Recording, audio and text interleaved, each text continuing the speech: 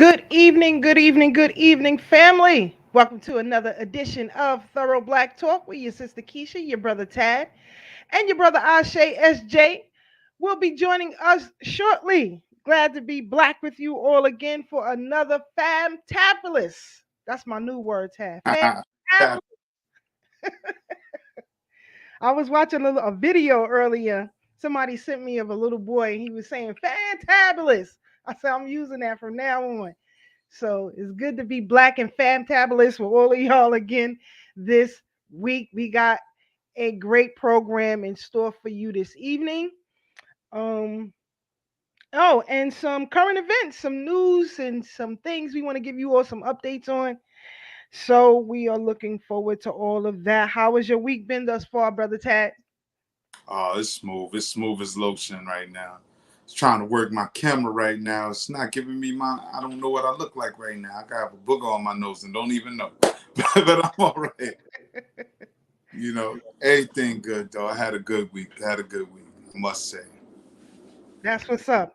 A lot of craziness has been going on, Brother Tad. You've been sharing some crazy videos with me. Oh yeah. But you've been sharing some great ones with me. I'm loving the little baby singing Mary and all that. Yes. You gotta get some fun in there somehow. Yeah. But we Every time I definitely see people losing their videos of the mind little now. children, I just it makes me smile. Yeah. I just love it. I love it. But yeah, it's all kind of foolishness going on.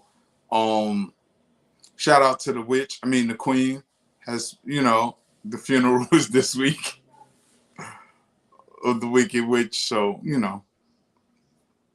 We gotta show that video too. Matter of fact, I'm gonna show it in a few minutes. Yeah, I guess you could say R.I.P. Rest in peace.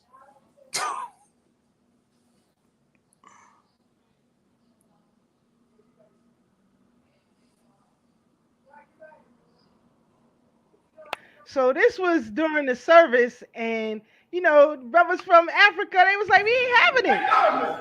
You think you let go of it? Let go of me. Not going backwards. Let go. Let go of me. Can everyone let go? For some people, controversial. I want all the Christians who are Africans to walk up. Think about the middle passage. All of you Africans. Let go of me. Let go of me. I said I want to walk out and follow me. I'm not moving away. Give me some space. Get it. I'm going this way. I'm going this way. If you're going to have this, let's go. If you are going to have this thing in the name of my ancestors, and you do not have the dignity, Mr. Blair, to make an apology, if the word sorry is so hard to say, and you're the queen, can you let me go? I'll punch you out. You're a disgrace. You should not be here. If there are any Christians who are Africans, you should be walking out in me. You're a disgrace to our ancestors. Millions of us are in the Atlantic Ocean without burial. Not a mention of Samuel Shaw. Not a mention of Nanny. Not a mention of Queen Zinga. And you Africans, I think you're the British. But you Africans are still sitting here. What? So this was actually back in I think 2007, but it Okay. resurfaced again because there have been so many African and Caribbean and South American nations have been in mourning for the Queen. So this resurfaced, recently. But another video that really disturbed me, and I think you sent it to me. I believe so. Of Okay.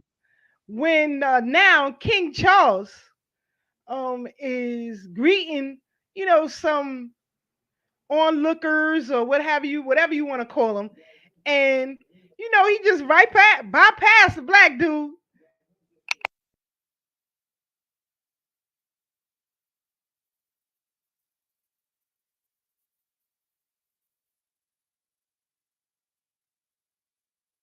Say it again, sis. having technical difficulty real quick. This video of King Charles where he's greeting some onlookers or parade goers or what have you, and he bypasses the black dude. The Yes. black dude is breaking his neck to try to say hi to King Charles. He's breaking his damn neck.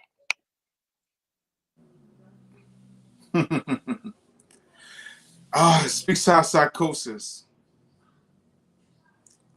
Our psychosis and the need to belong. Crazy. It's crazy. It's crazy. And today, you know, you have these like I said, these Caribbean, South American, and African leaders talking about they in mourning over the Queen's death.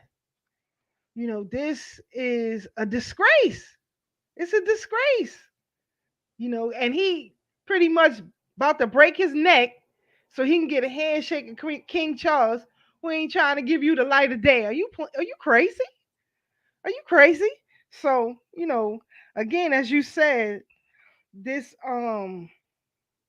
psychosis that a lot of us is under, the need to belong, the need to be accepted by another group of people, who we see as, or who they see as being powerful.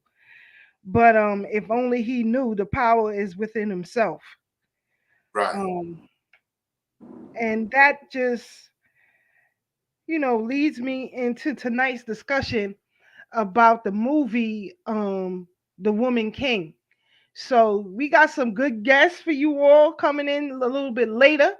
We got Sister Marcia to join us, and we have Brother Knowledge Born joining us on this panel discussion, along with our brother Magnetic PeaceTyson, who also viewed the film. Oh, and Brother Tad, I was with your other peoples this past weekend. We saw the movie together, Brother Vern, Sister Tara. Shout out to my African village family, no doubt. Yes, indeed. And we're gonna get them on here in a few minutes because they have something going on with the Black United Fund. So we're gonna have them on in the near future as soon as Brother Vern can set it all up. Yeah, so we gonna have a powerful show tonight. We got our brother Knowledge Born and Brother Peace, and Sister Marcia returning. I'm definitely interested to hear their perspectives. I had to check out the flick so I could speak on it from an intelligent point. You know. Oh, you did get to see it. Yeah, with all the stuff surrounding social media, you know, rather social media posts surrounding this movie. I got to speak from an intelligent point. You know me. I got to do my due diligence. I don't like to talk on stuff just to talk on it. Of course, I could speak from the surface, but the surface is never really what it is, especially when we getting it from Hollywood. You know, there's always deeper levels. And you know me, I like to peel back the layers and get to the nitty gritty. But overall, I will say that I was entertained and I enjoyed the story. Now the dialogue and other things, you know, I have my critique of it. But I mean, it's a movie. What do I expect? Other than to be entertained. I don't go to the movies for historical accuracies and factual tales about our story. And that's the thing, you know, it didn't say it was a biographical film. Right. Some people just made the assumption that it was. Of course. Because as you said, so much internet chatter, right? Yeah. And I've had some dialogue with some very serious people about this film prior to me going. And the dialogue that I had with these people are of people who hadn't even seen the film. First of all, you hadn't even seen the film. So really, you can't critique it if you haven't seen it. That's number one. Right. Number two, as you said, it's a movie. What else do you go to the movies for? You understand? What else do you go to these movies for? To be entertained. You know, every year too, we got to revisit this conversation. You know, I mean, well, we had Django, we had 12 Years a Slave, we had The Birth of a Nation, we had Harriet Tubman, we had Black Panther. What else we had? I mean, but you know what, sis? It really helps for healthy dialogue because it's some of our folks who still hold the line and put up that resistance. Because I think what happens is in the marketing campaign, those who are unread buy it as fiction, as factual, you know, because the homie were real people, you know, some of those parallel stories. And then they market it as based on actual events. But what event was actual, you know? And that's where it gets twisted, you know, based on actual events. But what event actually happened? Was it the fight? Was it the rape? Was it the enslavement? What was it? Was it just black folks running through the jungle? I mean, what was it? What was the facts that it was based on? Because that's what I saw it marketed. I saw it in print based on factual events. So when people hear that word factual, they tend to believe that it's factual. Yes, but they don't tell you what factual events. Right. And right. based, so that's the bait. That's the bait. Yeah. That's the bait. That's marketing. As you said, that's marketing. You know, we are. Oh, wait a minute. Before I move on, Sister Aminatu, no, no, we just like the look of the NY hats. Mets hats are for Queens dudes specifically. The other four boroughs, we rock the Yankees fitted. We may occasionally get finicky and throw a Mets hat on just to switch it up, but Yankee fitted is the standard. The Yankees rather is the standard, whether fitted or snapback. Yankee is the standard. Let's just be clear, okay? You got that, Sister Aminatu. Shout out to our Sister Aminatu, Sister Tosh Monique. Shout out to everybody who always rock with us. You know, I can't see all the names right now based on the way my screen is set up. But salute to all of you. Sister Marie, definitely. You know, everybody who joins us. Our Sister Fonessa, I don't see her name, but I'm quite sure she's on the check-in. You know, I'm just looking forward to having our brother Knowledge Born, our brother Peace. Always have a good bill with brother Peace. You know, sometimes we might holler at each other after the show, or sometimes on an early morning check-in, you know. So definitely gonna enjoy the conversation with him, you know. But again, the movie, he's behind the screen. He waiting on us. He's in the house already. We just waiting for brother Knowledge Born and Sister Marcia to get in here, and then we gonna get it on and popping. But yeah, we don't play that Met stuff over here, Sister. We just believe it. Like I said, we just wear the hats because of the look of it. Trust me. That's right. We don't rock with them Bronx cats either. So that's a fact. That's a fact. They different in the Bronx. A whole lot of different. I don't know. That whole Bronx uptown floor, I don't know. Bronx folks don't want to be in the Bronx no more. Like, you know what? It's too Bronxy for me. For real, but now you see it's being gentrified like everywhere else. Yeah. So we gotta see what I have to say about that in defense of the Bronx. Brother P say he don't roll with teams. He roll with certain players. I hear that. That's grown right there. He grown. Yeah. But all in all, sis, you know, the movie it was entertainment, and I want to wait till everybody else come on, you know, so we can have a conversation about it. You know, salute brother Ray on the check-in. Yes. Shout out to the BK William Mackey History Club. I watched part 2 of Brother Mike Gray's last night on the history of the Black Church. So very, very informative. So once he posts up on YouTube, then you guys can catch it on our Thorough Black Talk Worldview page on Facebook. We'll have the rebroadcast for you all. But again, before our guests get in here, and shout out to the audience again. We appreciate all of you. Sister Tosh Monique, we saw you. Sister Joyce, Brother Monty, we see you. Fonessa is definitely on the check-in, Brother Tad. Let me see. Who is that? Teak Well-Being. I'm here from Boston. BK, from Mackey History Club intro. Okay, I hear that.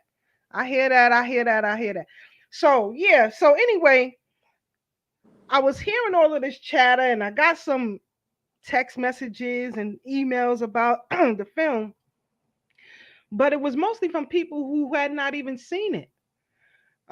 So you can't even give a critique of something that you had not seen. So it really, never mind. I don't want to talk to you. So, You know what, sis? Not that the devil needs an advocate, but I'm gonna play devil advocate. What's so crazy is, right? I was turned off by the title "The Woman King." That kind of turned me off. You know, especially being aware of the agenda that's out there. You know, to masculinize the sisters and feminize the men. I did feel an undertone there, but it wasn't blatant. Like there was no homosexual sex scenes, if any sex scenes. I mean, even the rape scene was not that I like rape scenes, let's be clear, but it wasn't graphic. It wasn't vulgar. It was indicative of a rape, but you didn't see all the violence and the brutality, because that's what I hate about. Ever since I was a child, I never liked rape scenes, you know, and I always thought it was me that it would always make me cringe, but I realized there was something wrong with everybody else who can enjoy a rape scene in a movie, you know. And I'm glad that in this movie, the rape wasn't graphic. It just let you know that someone was raped, and you know, so that it wasn't the homosexual woman on woman that I thought it would be. Even the homo that was there wasn't, you know, involved with no men. He was just, you know, sashaying around the palace. You know, so it's so multi-layered though, because the dialogue. One thing I've learned a long time ago about the way men lie and the way women lie is when men lie by exaggeration, women lie by omission. And I see in a lot of things were omitted in the movie, you know, but again, it's a movie. You know, I have more than enough books that can educate me and give me information on the Dahomey and the Benin culture. You know, I've learned about that over 20 something years ago. So I'm not as sharp now as I was back then on the culture, because there's so much to learn when we talk about the Black experience. Because we can talk about civilizations of antiquity. We can talk about civilizations during the Mayafa, because of course, you know, we don't call it a slave trade, because the trade is indicative of equal goods being exchanged. And there's nothing equal to our lives being exchanged. Not the rum, not the tobacco, not the sugar, not the weapons. So it wasn't an exchange. It was a mayafa, which is Swahili for the great suffering. You know, so for those who are not familiar with that term, get familiar with that term, because that is our Holocaust. We call it the Great Mayafa, Maafa. All right, it's the great suffering, because there was no equitable exchange. So they'll call it a trade to minimize the atrocities that went on during that period, you know. So again, my point is that there's so much to learn, because we have our cultures of antiquity, our cultures during our Mayafa, what happened once we were brought over here, then, you know, during our enslavement, Reconstruction era, Civil Rights era, Black Power era, so much in the Black experience, and it's multi-layered, because every time you pull a layer off, it's so much to examine. Like even if we just discuss sundown towns that still exist to this day, towns where Black people are forbidden to be there, where you can be murdered. We got sundown towns here in New York City. You know, yeah, because there's parts of New York I don't even want to be in. But in all seriousness, you know, I don't want our folks to get lost in Hollywood's version of our stories. And it's unfortunate that when we tell our stories, we don't support each other enough. Sis, I remember when 12 Years a Slave came out and Django came out, and the community was like, yo, I'm tired of slave movies. When are we going to show movies about us revolting? When there's going to be a Nat Turner movie? Here, a Black man, Nate Parker, put out the movie Birth of a Nation. People had a problem with that. First of all, they had a problem with who Nate Parker was married to. He's married to a non-Black. Who he sleeps with, none of my business. Do I support it? No. But do I have a nickel in that quarter? No. So it's not my concern. But what I did like is that he delivered the movie with some level of authenticity, because if you remember the opening of the movie, Nat Turner's mother was praising and praying to the Orishas. So it wasn't, and this is multi-layered, I don't want to get too deep. It wasn't too whitewashed, so to speak. And I say it wasn't whitewashed because anytime we hear about Nat Turner, we got two books. We got the book by William Styron, right, who wrote a fictional novel about Nat Turner. And then we had the supposedly true to life one by his attorney Thomas Gray, which was supposed to be more to the facts. But, you know, maybe he embellished that for sales. We don't know. But we know Thomas Gray's was based more on actual events. Now, had he tweaked it, we're not certain. But William Styron's book, the one that they always give us, we know that's a novel. In fact, they made it seem that he committed these revolts because he couldn't be with a white girl. Not because he wanted his people free, but because he wanted to be with a white woman. But that's in the novel. And what's the name of that book again? William Styron's book. It's the same. It's the same. It'll come to me. The Confessions. Yeah, because I got Dr. Clark's on my mind. That's why I can't think Right, about and it. I'm going to go to Dr. Clark. It's called The Confessions of Nat Turner. That's what it is. The Confessions of Nat Turner. Both books. One is by Thomas Gray, his lawyer. The other one is by William Styron, who wrote a fictitious novel, which anytime you go look for that book, that's always going to be the one they give you. By William Styron, tell them, no, you don't want that one. You want the one by Thomas Gray. But to your point, Dr. Clark wrote a book called The Second Crucifixion of Nat Turner. And it equates to what we saw in Hollywood, how they'll take our story and minimize it or write a fictitious version of it. And then they'll push that, because remember, we're fighting a machine. We're fighting an industry that has the power to influence the masses. They have more of a reach to get this misinformation out on a broader scale and way faster than we could. We have small presentations because it's almost like our folks have been inoculated with so many lies, they don't even want the truth anymore. So in Dr. Clark's book, The Second Crucifixion of Nat Turner, he critiqued William Styron's book and talked about the lies that was in the book and how society will push that book on you and have our people confused. People to say, oh, I read The Confessions of Nat Turner. Yeah, he really did it because he did it for love. He did it for the white girl. And I think her last name was Whitehead, if I'm not mistaken. I forgot. I read that book so long ago.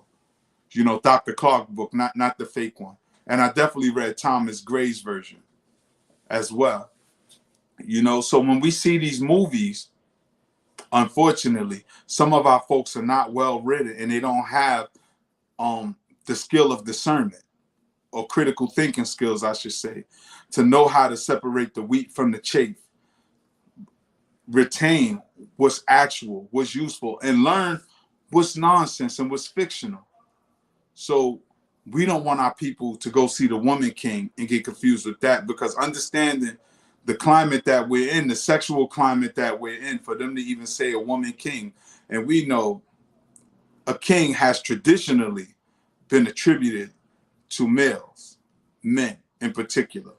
We know queens have been ascribed to females, but a woman king is a contradiction in itself. So here we are, we're already confusing you, and we know our enemy is the author of confusion. But with this society right now, with this intersectionality, with this transvestite stuff going on, is transvestite a good word or bad word now? I don't know anymore. It don't matter to me. Yeah. Look, I don't want YouTube to flag us, but you know what I'm saying? The trans people, Right. you know, the trans community, everything's changed so much, you know, because, and that's what they call their fluidity, because they have the power to change words and the definition of words in the blink of an eye. Today you call them her, tomorrow you call them him, Wednesday you call them they, Thursday you call them Zir. It's like, I'm gonna just call you Bob. Your mama named you Bob, I'm calling you Bob. Take it up with your mother. Your name is not Candy, homie. I'm not calling those 6'2", 230-pound dude Candy. I'm sorry. I'm not going to be able to do it. I'm not going to be able to do it. No siree. I'm not going to play make-believe with you. But that's where we at, Sister Keisha. We in the land of make-believe right now. So people look to make-believe stories. They look to the movies to get this information. Meanwhile, we have living, walking scholars. We have programs such as this that's giving you real information, giving you sources, pointing you in the right direction so you don't fumble in the dark like many of us had to. I was talking to a young brother earlier today, and we were talking about just the state of Black folks, you know, and he gets a lot of his information from YouTube and things like that. And I told him, in my era, you went to the library, you went to the bookstore. You couldn't just go in your pocket and get the answer to a question you had. Though it's good now, you value things when you invest your time in it. Most people don't value the information because it's so microwavable, and you get misinformation in the interim. And most people haven't been taught critical thinking skills, learning the science of deduction, what makes sense, what doesn't, who's telling the story, and what do they have to gain by telling you the story. So, you know, I look forward for our guests to come in and jump in here and get their perspective. You know, because I don't know it all. I just know what I think I know. And sometimes I've been wrong. Because what I know now, there's going to be a lot more to learn 5 years from now. Well, let me just put this up here real quick before I bring in our guests in a couple of minutes. And I wanted to point this out about the woman king. Now, I'm trying to get this as clear as I can for you all on the screen, but I'm going to read it from my phone. And if you can see it clearly, that would be good. But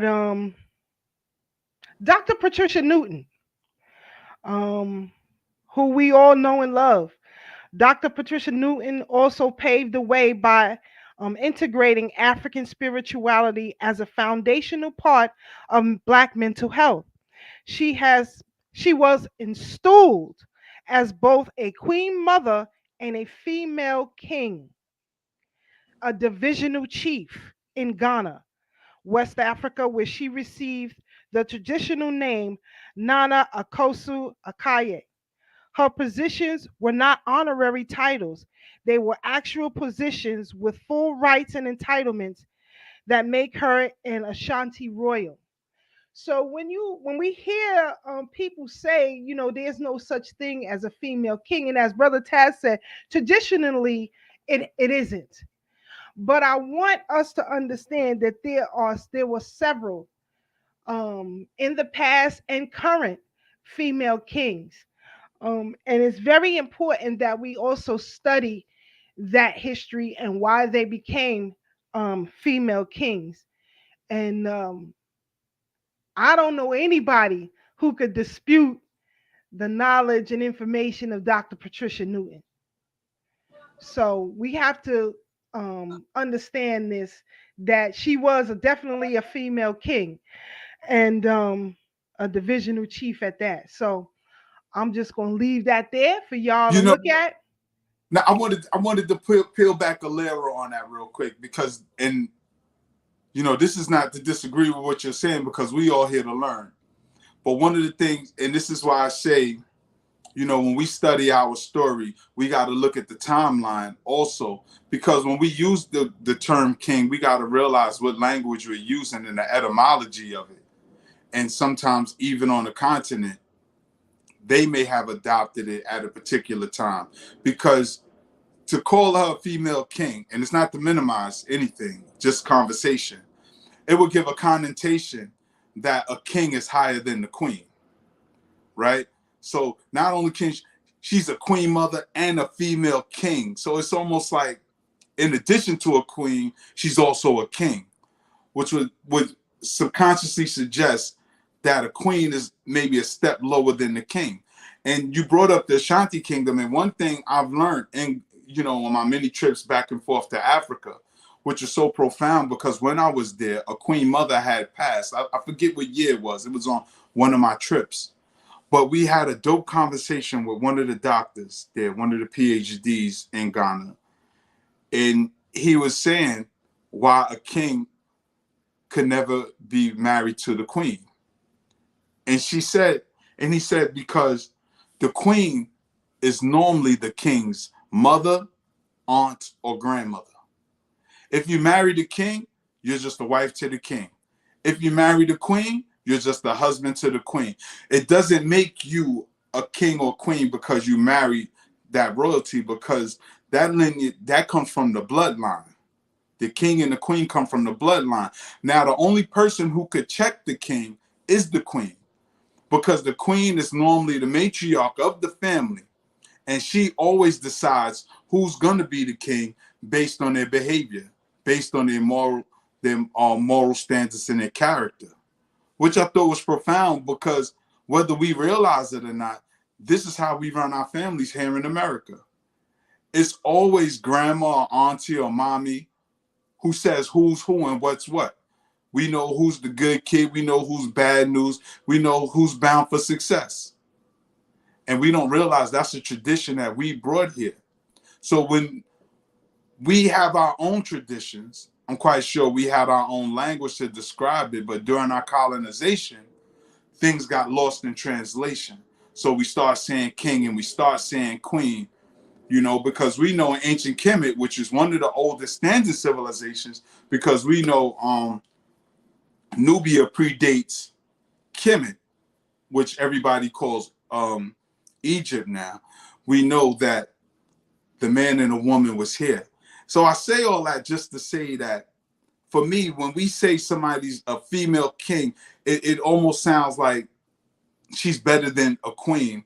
When in my eyes, this is just Brother Taz speaking, a queen is just as powerful as the king. If not, by my studies in Ghana, in the Ashanti kingdom, the queen is actually more powerful than the king, because she's the only one who could G-check the king. The king don't got to listen to the president. He don't have to listen to nobody but the queen. So in us, just like the game of chess, right, where the queen is the most powerful piece. You know what I'm saying? So I say that to say that in our colonization, in this language and in this thought process, we can go back to Bobby Wright, and his writings, on how he talks about the way we think and what we think and who we even listen to in our thought process. Who's our source of information? What's our source of information? And these are the things we really have to question. So, and peace be upon Dr. Patricia Newton, because she's loved and missed so much here. Some of us had a chance to, sit at her feet and learn. Sister Keisha, you had a chance to work with her closely, and there's so much stuff that I wanted to do with her around our young women in this day and time, right before the transition, but she's definitely a powerhouse in our midst, who is missed and loved, and if you're not familiar with her, please look her up, Dr. Patricia Newton. These are the people we should be celebrating in real time and in real life, because some are alive, some have transitioned.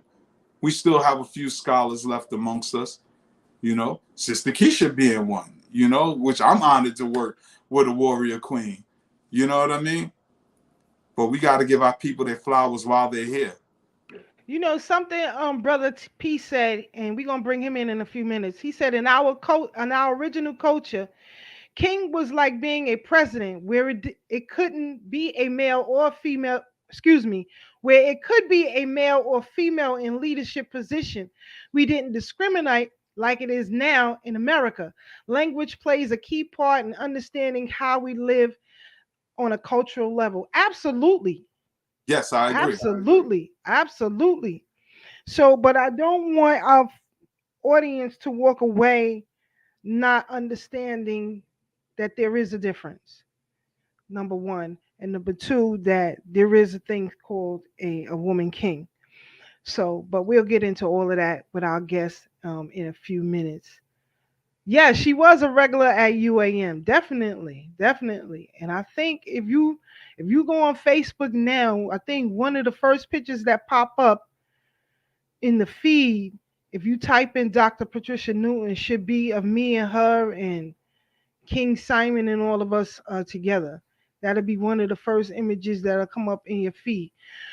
So, without further ado, family, Yeah, and shout out to our brother King Simon too, doing powerful things over his channel. Y'all go check our brother out. Y'all go check out our brother King Simon on YouTube. Look him up. I can't think of the name of the platform, but just type in King Simon on YouTube and check him out.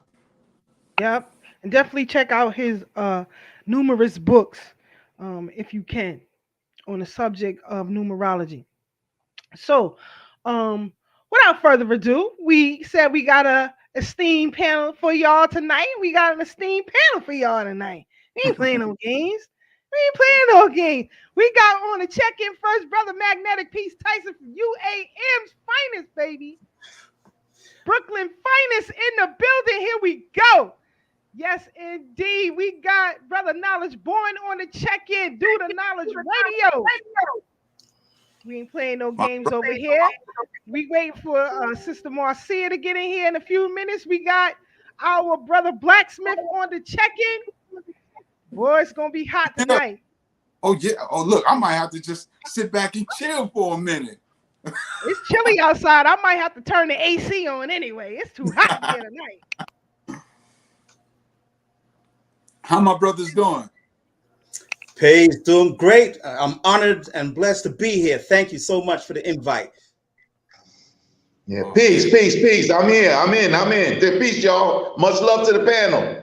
Yes. Keisha, we need another sister up in here. Marcia's coming. She's coming. Oh, okay. Peace and black power. How y'all feeling? What's up, Knowledge Born? Allah, how you feeling? God, good. Hey, I'm good. Is that the illest brother in Nebraska? Hey, I'm only ill after you. My Uncle Tad in the building. You know what I'm saying? Yeah, I'm ill like COVID. Hey, when I seen all of the banter surrounding this film, I saw Sister Keisha. I was like, yo, Sister Keisha, when we going to discuss this? Understand what I'm saying? Immediately, I was like, there was no other place I wanted to discuss it, at least first, than here, with our family. So when he called, I said, I got you. Gotta be on the panel. Sister Marcia, she said give her 2 more minutes and she'll be in. But who on the panel has not seen the film? I ain't seen it, so I ain't gonna make no comments. I'm gonna let y'all talk. I ain't seen the movie yet. All right, so we're gonna let Black stay on the sidelines for tonight and give us his 1-2 when we come up with the discussion, because I definitely want his opinion on what it is that we're discussing. I know for certain Brother Peace saw the film. I spoke to him afterwards as well, and I know Knowledge Born has seen the film, and so has Sister Marcia, because I was with her. We was together when we saw it, so I know everybody except Black on the panel has seen the film.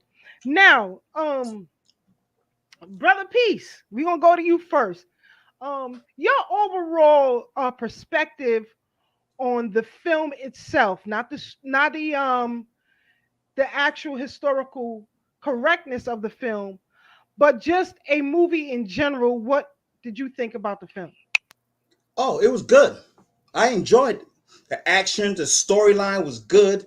It kept me engaged from beginning to the end. So for that part, it was definitely good. Same to you, Brother Knowledge Born. Your perspective on the overall film, what did you think of it? I say despite a couple of subliminals and a couple of things that could be left to interpretation, I think this film was everything that Black Panther was not. Now, it's funny that you the 2 panelists say that because Professor Anthony Browder said the same thing. In fact, he said this was one of the best films he's seen in a long time. He said that it made him fall in love with Africa and Black women all over again. And this is the commentary from Professor Anthony Browder, who saw the film. What do you guys think about his comments in relation to that? I think it was valid. Definitely, the thing was valid. I haven't heard it personally, but based on what you said and coming from him, I have a lot of respect for the brother. You know what I mean? So it was valid. Definitely. We got Sister Marcia in now. So Sister Marcia, I didn't say nothing about the film. I just said that you and I were together when we saw the film. Outside of the historical correctness of the film, what did you think of the overall presentation of this film, The Woman King? It was fabulous. It was breathtaking. The artistry, the whole set was just so, like, you felt like you were there. As someone who loves to get a better understanding of where my people came from and how they came to be, it really put me there. I felt like I could smell the blood when blood was spilling. And I felt everything. It was too great, and I feel like everyone was on the fence. One, maybe the title, two, maybe the Uwugu's point of view in that film and everything. But for me, if you just listen to some of the story, you would have learned so much. And thank you for having me on the show. Thank you for coming on Saturday, and welcome everyone. It's nice to see all of you. Same here, sis. Greetings, sister. Same here, sis. Same here. Okay, just for background purposes of the film, you had King Giza. The pictorial reference of the palace was accurate, even down to the color of the palace. And I think I sent Brother Peace and Brother Tad and Ashe a video of what the palace looked like. With the exception of that feathery thing that they had around the palace, and the what do you call it? The horns, the goat horns and all of that. But there was in real life heads. You did see clips of the heads on sticks, and that is accurate. The palace was surrounded by dead heads. In fact, King Giza, he surrounded the palace that way, even with the skins of some of the people who were murdered. It was his belief and his understanding that those heads and the skins would keep him and his kingdom alive and thriving. And it also was a deterrent to other warriors who wanted to come into the clan. So those things were hung around the village. I believe Viola Davis's character's name was Amaniska. I don't remember the characters' names. I gotta go see it again. I think it was Naneska. Naneska, yeah. Okay, Naneska, that's right.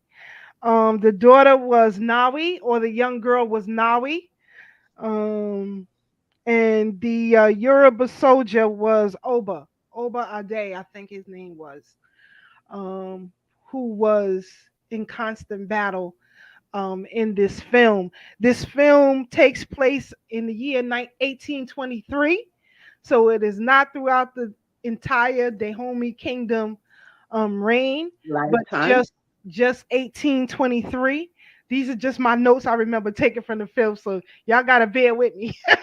Because I was did good, sis. I was You intrigued. did good. Thank you. I was I have to intrigued. go and back still and trying take to notes. I gotta go back and take notes. And we went with some young people and some people from the community. I said to Brother Tad earlier that African Village was in the building. Brother Vern and Sister Tara and them was there. They loved the film as well. I came out ready to play with my machetes and spears. Boy, I was ready. As soon as I came home and I was telling my husband about the movie, because he couldn't make it, but I was telling him about the film. He's like, "Oh Lord, she gonna get the machetes out. Here we go." I was playing with mines over the weekend. That's for sure. Yeah. So anyway, the film takes place in 1823. Um, there is a continued force for enslaved labor, and you have the Yoruba um, soldiers and tribe who wanted to keep the slave trade going with the Dahomey, and those Dahomey soldiers wanted to pull out, but like any other military, and I think I said this to Brother Peace on the phone. I think um, in battle, the military must do the bidding of the head of state. So they, like any other military, complied. They were ferocious. They were definitely involved in the trade. But it was a connection between the women that tried to stop that trade from happening in the film. Um, Trying to use their wits about them, if you will, to get these um, leaders to stop in the slave trade. Now, this is what was in the film. Does everybody agree with that so far? That was what was in the film. That may not be what happened in real life. Right, right. So Yeah. I'm just giving our audience just a premise of what was happening. And then you had Naniska, who is getting up in age, and they are training some young warrior women Warrior. who were Yes. former slaves Yes. that decided to give themselves, instead of to enslavement or arranged marriages, joined the military, the Dahomey military. She came across this 19-year-old warrior sister who ran away from her family. She didn't want to be married off. And by the way, the father in the film, that is Viola Davis's real husband in real life. Mm. So the man who played her father, the young The, Nawi's father, the is, one oh, I didn't see the beginning of the film. yeah, when he wanted to Yep. give her away, Marry her off, I heard. yes, that man was Viola Davis's real husband in real life. Okay. Okay. Keep money in the family, baby. That's There you right. go, right? That's right. There you go. But Teamwork. anyway, she comes across this young woman, Nawi, and you know, the relationship between Nawi and, I think, Yui was the other female soldier who was training her, who plays the character. If you know history, you know she is Antoya um, of the Haitian Revolution. If you know anything about the character role, but we'll get into all of that in a few minutes.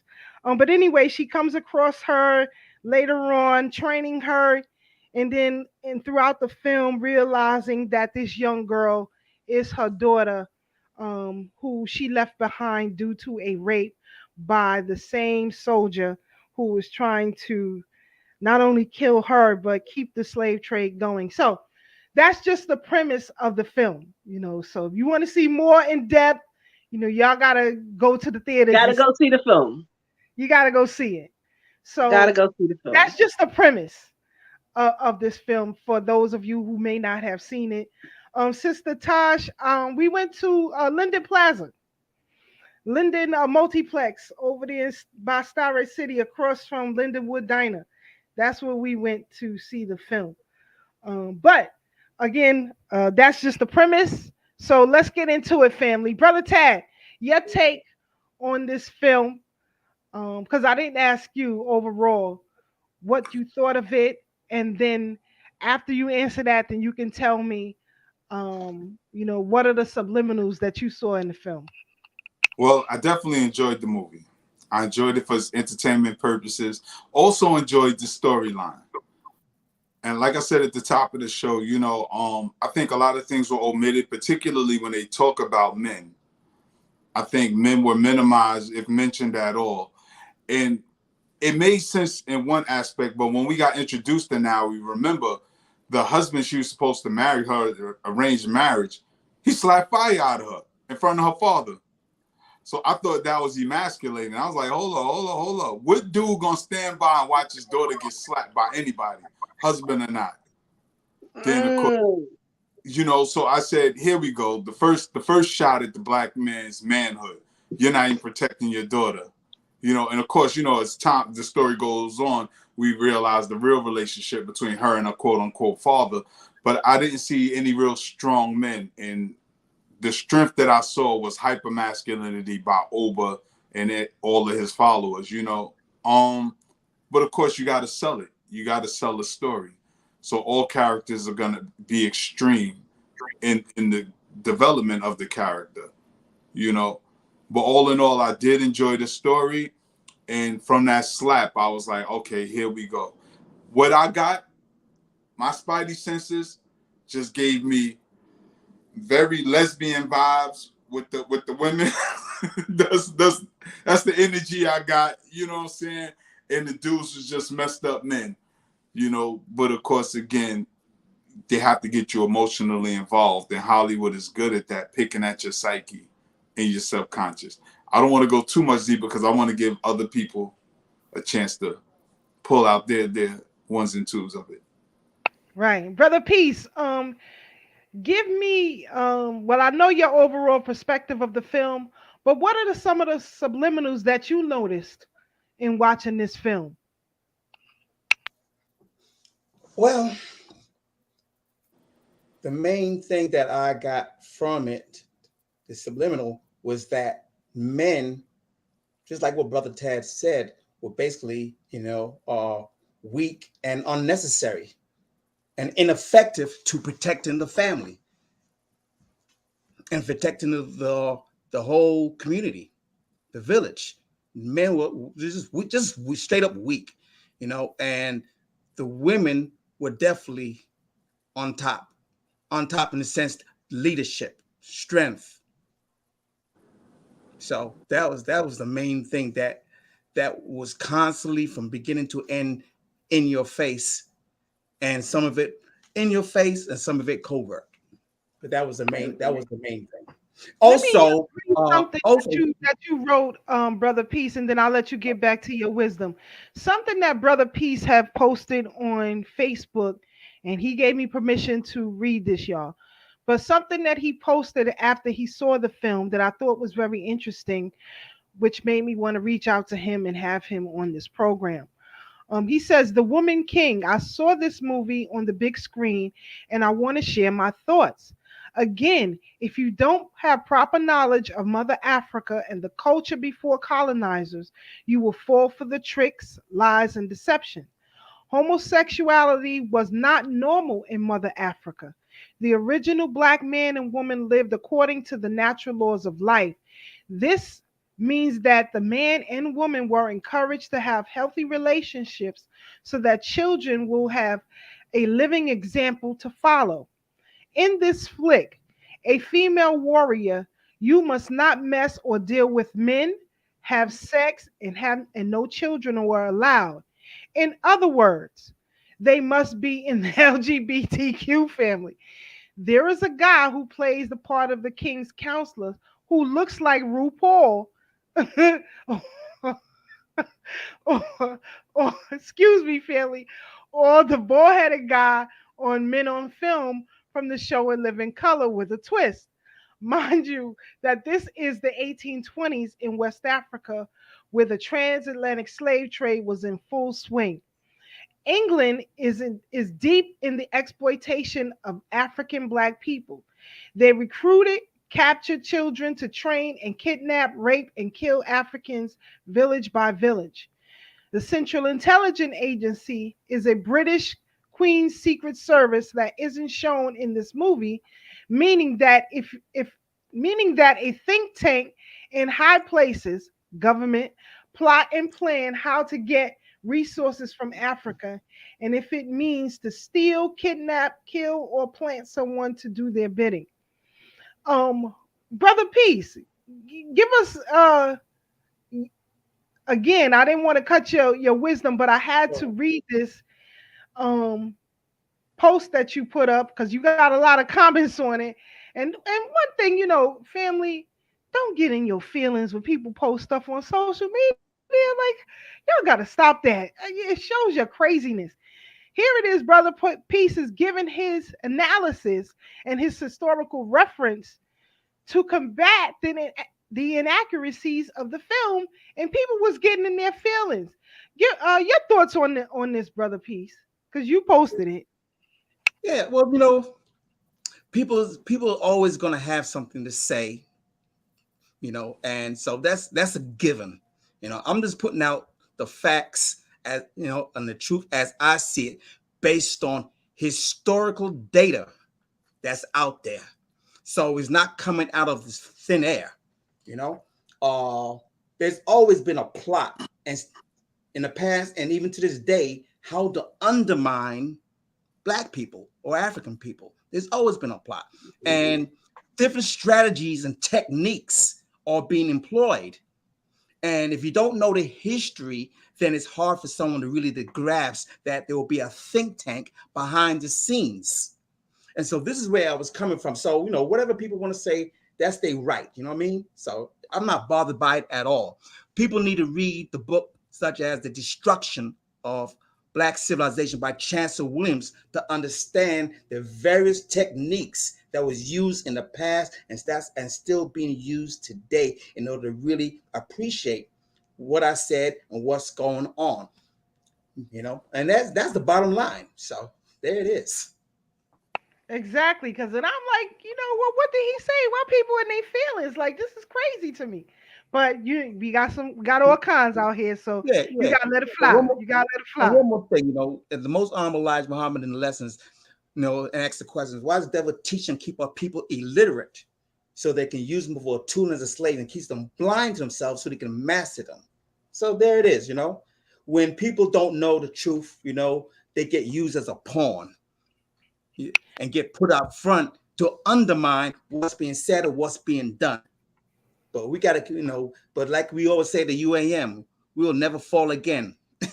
We're African people, robbed of our names, robbed of our language, robbed of our history, robbed of our unity. But we shall rise, never to fall again. Up you might erase. You can accomplish what you will. No justice, no peace. There it is. Facts. One of the things that was overt to me, here you have this dark-skinned man who is the brute, who is the rapist, who is the enslaver, but it's the mulatto who's the savior. That really disturbed me a lot. I don't know, Brother Knowledge Boy, your point on that. Make knowledge fall. The military insight, I'd start there. Well, the first thing I'll say, I love Dr. Anthony Browder, and I love what he said. I just don't love what he said on the internet without providing a full context, because he is a scholar. And when you say things, people have the opportunity to take them and twist them and use them how they see fit. And we know Dr. Browder for giving a thorough breakdown on films that we saw, whether it was Avatar or whether it was Monster Ball, whatever the case may be, a full thorough analysis. If he was going to take that approach, I would like to see some further commentary of him actually speaking versus reading what he wrote to get a sense of where he was going, because he used a term like cinematic redemption. And when I made the statement about this was everything that Black Panther was not, aside from some things, because some things that were actually done subliminally in this film, they wanted to include in Black Panther. And mind you, Black Panther is coming out in November with 5 states for slavery on the ballot in November, around the same time, looking to be combative with this film. at the same time. So these are a couple of things we have to be mindful for, because if you cheering for the woman king and black femininity right now, you're going to be embarrassed in November. I can guarantee you that. I can guarantee you that. I just wanted to put that out there real quick. Now, looking at this as a military strategist, I understand what it takes to make true soldiers. So from the outside, it looks as if they had this hyper masculine type of approach.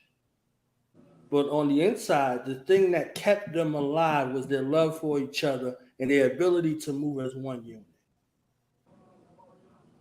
So when you look at that from that particular standpoint, they fought, bled, killed, and died for each other. There was no room for anything else.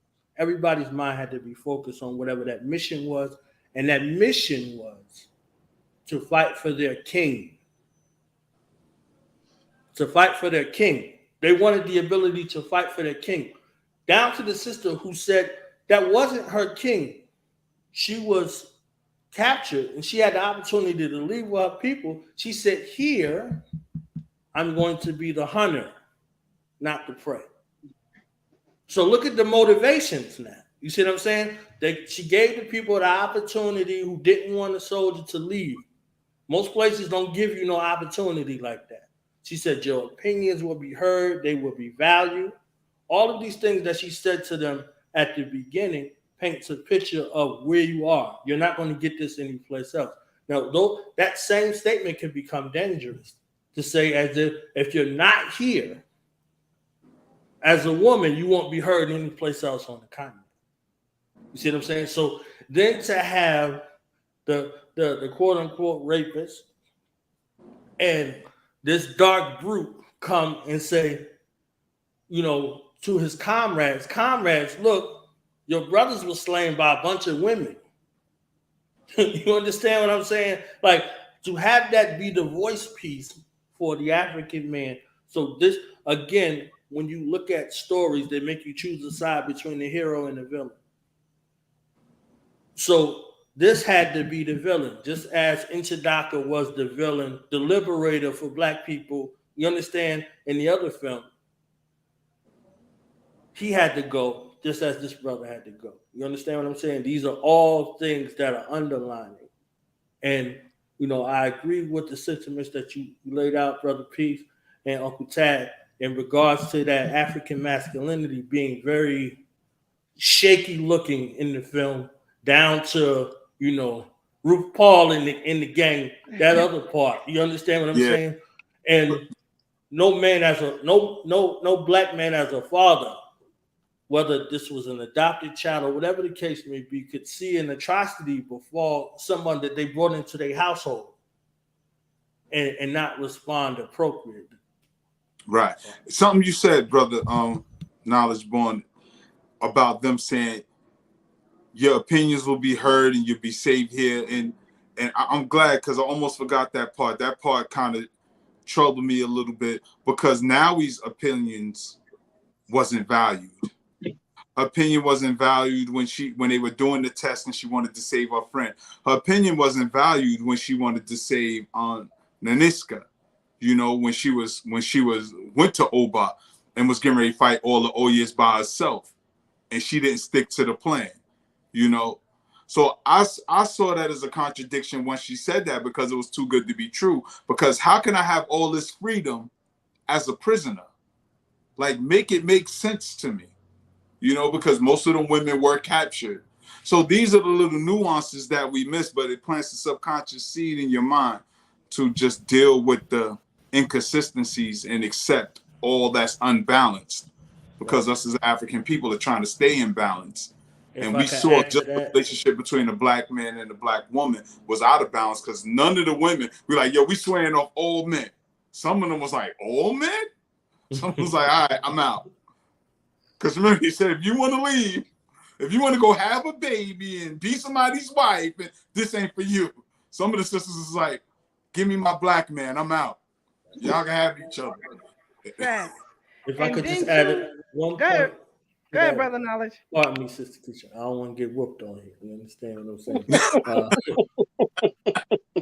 The hint at tribalism. There was a hint at tribalism.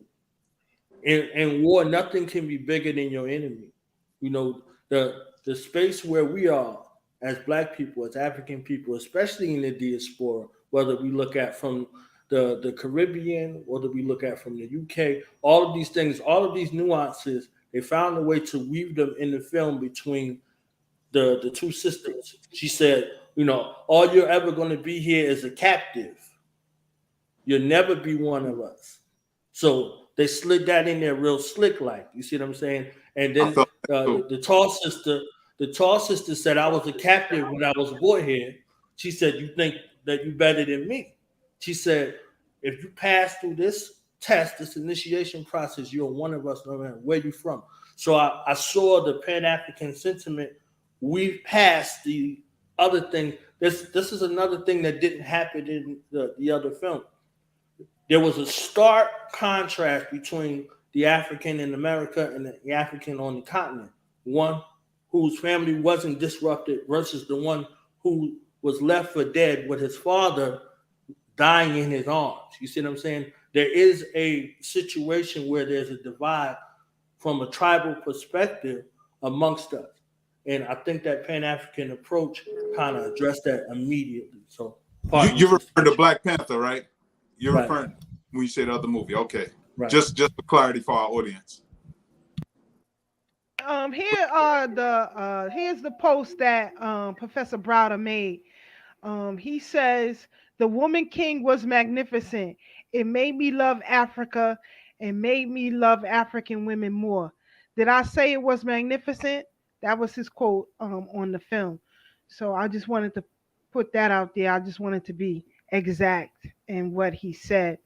But again, also, you know, we're in a climate where you have different media platforms who are stealing audiences from mainstream, i.e. DoThaKnowledgeRadio, Thorough Black Talk, and so on and so forth, OG Wisdom Podcast. So you are stealing we are stealing their audiences, they believe. And so right now you have this talk about reparations, you know, in the mainstream again, and in conjunction with this film. And this is why we have to be historically accurate in our understanding, not Hollywood's. We know what Hollywood is all about, but in our understanding, we have to know the truth. Because what this leads me to believe is that since the fight for reparations is growing, and people are demanding that not only the U.S., but Britain, France, Belgium, Germany, and other countries pay reparations, they are going to try to thwart it and say, well, your people enslaved you, start with them first. You know, get that bread from them first. And this is why you have to understand the historical reference, because even though you had African nations and tribes who were involved in the enslavement, they weren't the catalysts, they weren't the leaders. In fact, most of them were afraid that if they didn't comply, they couldn't deal with the Roman Empire. Some people today is still scared of the Catholic Church. You know, those of us who know better know that it is not a religious establishment, but the Catholic Church and the Vatican is its own nation in its own state. You know, so those of us who know better, we know this already. But this is going to be the commentary coming out of mainstream media soon, and I can guarantee that. And they're going to point to films like The Woman King, Black Panther, and all these. They're going to be pointing to these films. But again, we have to be historically astute enough to understand where the truth lies, so that we can fine tune our argument when they come towards us with this BS. You know, Sister Keisha, it's funny you say that, because I hear a lot of Black people say that. You know, well, we sold ourselves, and many of us, as you said, you know, who's historically astute, understand that in Africa we had servants, part one. And this is what I was talking earlier. Anytime we use this language, because, you know, as Dr. Clark said, you know, with this language, it was words that didn't exist in Africa. So we used these words for lack of better words to find, because we had servitude while they had slavery. Slavery is brutal. Servitude on a continent, you know, your children weren't born with your status. It was just indebted. You know, you can rise to be the ruler of the house during servitude. In fact, Shaka Zulu was in servitude, you know, rather his mother was. But the point I'm making is that we have to constantly have these conversations and always point out what nation, what African nation built their wealth off of our Mayafa. Show me one. Show me one that got rich. Not only were people trafficked from the continent, but even the ones helping the Europeans were colonized. And they end up being enslaved and not shipped off of the continent, but enslaved in their own land. So we really got to put it in its proper historical context, because we see they're always at our children. So they're now calling our children, rather they're teaching our children that our kidnapped ancestors was actually immigrants and migrant workers. This is the language they're now using in textbooks. And we do have to be vigilant. And we have to encourage people to read Dr. Clark, to read Dr. Chancellor Williams, to read Dr. Ben, to read so many of our scholars. There's too many to name. Read Professor Anthony Browder. He's still here, as we talked about earlier, you know, celebrating our scholars that are still among us, you know, because these people will convolute the story. And that was the whole purpose of them propelling Black Lives Matter to the forefront, voice for Black America. Because they know these people don't know any better.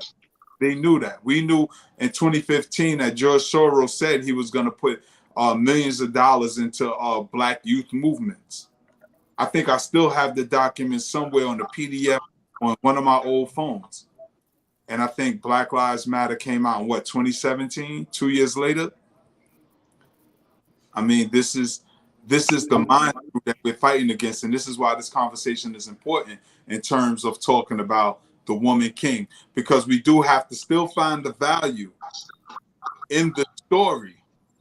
I just look at them using the Dahomey as a backdrop to a story. That's all it is. It's not our story per se, but it's a story to talk about the relationship between the woman and the child. That's pretty much the premise. And for the mother, the woman, to deal with her own trauma, that gave her this sense of bravery, because remember her dream. She was running from the beast, and then we find out who the beast is. And that's many of us in this day and time. Many of us, as opposed to deal with the trauma, we submerge ourselves in sex, alcohol, mindless entertainment, or maybe a lot of study. We study so much because we want to get away from certain traumas that we haven't dealt with. But the whole thing to moving forward and being healed is to deal with our trauma. And this is why Dr. Patricia Newton added value, because she always dealt with our trauma and helped our people heal. This is why doctors are so important in our community, because what has been done to it on and off of the continent at the behest of European folks, you know. But I'm gonna get off my soapbox real quick and pass the mic. Hey, Sister Keisha, real quick, I just want to ask a question. Excuse me, I want to ask the panel a question. Did y'all see when Don Lemon asked about reparations and a white lady from England shut him down, like with the exact same excuse he was just talking about? Did y'all see But it? she shut him down because he has no value. If he had value, he would be able to answer her. The dollars were coming from your country no matter what. That started it all off 200 years before. So now if you want to say in the 1800s, we wanted to shut it down and stuff like that, you already planted seeds in the people's minds. So don't come back and say, oh, we were so innocent. You're not. Sister Marcia, I missed, what did the lady say? Because I didn't see that question Brother Blacksmith was referring to.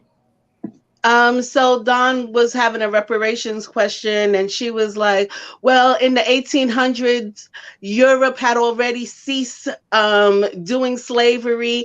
And so we were sending ships to the coast of Africa to try to prevent slaves from leaving the continent. And if anyone needs reparation, it's those people on the ship that were trying to prevent that from happening. It's those Europeans. And I'm like, Don, you're so dumb. And I'm free to say this because clearly you have no understanding of history, so that you could have stopped this woman from continuing on with her jargon. You planted a seed from 300 years before. People are used to the economy that you're giving them.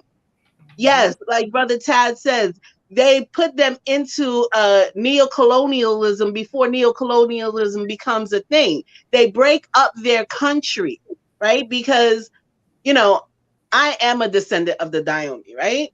I claim that as my stance as a Haitian descendant, knowing what Tantoya or Gantoya did for the Haitian Revolution. She was Dessalines' mother, teacher, and everything, right? She taught him about military science. She taught him how to speak the language of our ancestors. She taught him everything so that he could be great. And for that, I claim myself a Dayombe. Ashe. The better picture on the screen. Go ahead, sis. Continue. The better picture is this picture from can you see? I posted it on my page. I'll share it with you, but this is a better picture from Baina Bello's book. But so to have this whole narrative that Europeans need to be paid back or anything like that, that whole Don Lemon thing was pure distraction, and it's good for everyone that's asleep, that has no understanding about what our story really means and where it truly comes from. Yes, we sold ourselves. Yes, we captured ourselves and sent our people away. Yes, like Brother Tad was saying, we didn't know the magnitude of what was going on, because in our land, when we had people there as workers, assistants. They were caring for the family while other things were going on in the family or in the kingdom, plantation, whatever it is. But we did not treat them poorly, right? We did not allow them not to have, yes, that's it. Allow them not to have a life. Like I had the humanity in step. Let me play this clip so everybody can get a background of what we're talking about here. Hold on, family. And members of the public are wondering, why are we suffering when you are, you have all of this vast wealth? Those are legitimate concerns. Well, I think you're right about reparations in terms of if people want it, though, what they need to do is you always need to go back to the beginning of a supply chain. Where was the beginning of the supply chain? That was in Africa. And when across the entire world, when the slavery was taking place, which was the first nation in the world that abolished slavery? The first nation in the world to abolish it. It was started by William Wilberforce, was the British. In Great Britain, they abolished slavery. 2,000 naval men died on the high seas trying to stop slavery. Why? Because the African kings were rounding up their own people. They had them on cages waiting in the beaches. No one was running into Africa to get them. And I think you're totally right. If reparations need to be paid, we need to go right back to the beginning of that supply chain and say, who was rounding up their own people and having them handcuffed in cages? Absolutely. That's where they should start. And maybe, I don't know, the descendants of those families where they died in the high seas trying to stop the slavery, that those families should receive something too, I think, at the same time. Can I say it's something? An interesting discussion, Hillary. Thank you very much. You might have to bleep this out, but F that B. Go in. Nah, that's all I want to say. F that B. Because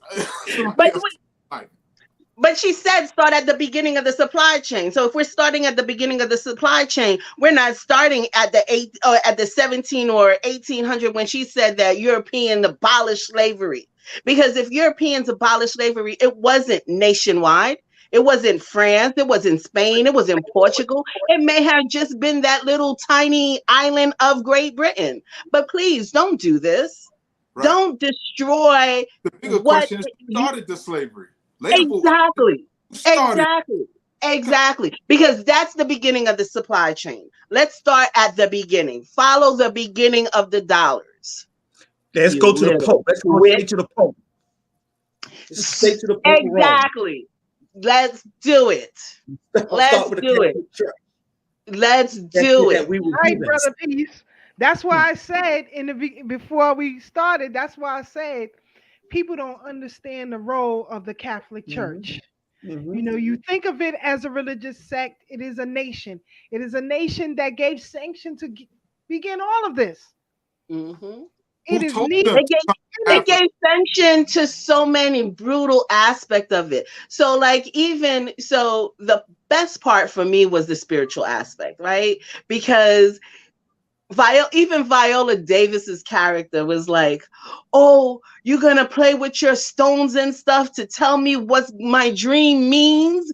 And I'm like, no, you're on the continent and you're not believing in the stones. You're not believing in the ancestors and the ability to help clear your path. You know, so even there, that was powerful for me to understand that we still have this dialogue right now with our community, and you can believe whatever you want to believe, but also remember that nature is our biggest force and our biggest supporter. And there is a way to combine each other and work with each other with your belief system, right? But too many people are doing what Viola Davis's character did in that movie. Those stones, what are they going to tell me? What is it that how are they going to help me? So that was very poignant for me. And as a practicing spiritualist, I found it so amazing that you could break this down in so many different levels to have conversations with the community in how you can reawaken yourself to so many different things and study so many different things to become the greatest person for your future that is possible. Now, what about these people out here in social media land who were saying that, you know, the Dahomey women were key figures in the slave trade? They were brutal at that. Now, my response, but they were doing their job. Exactly. And as Brother Knowledge Born says, when you are part of a military sect, your job is to follow orders. That's right. You're doing your job. Because you can say the same thing about any military today. We can say that all of the enslavement that continues throughout Africa today, including the Sudan, U.S. military members are in compliance with it. Mm-hmm. So the United Nations, the NATO people that go into all these countries and rape, pillage people still to this day.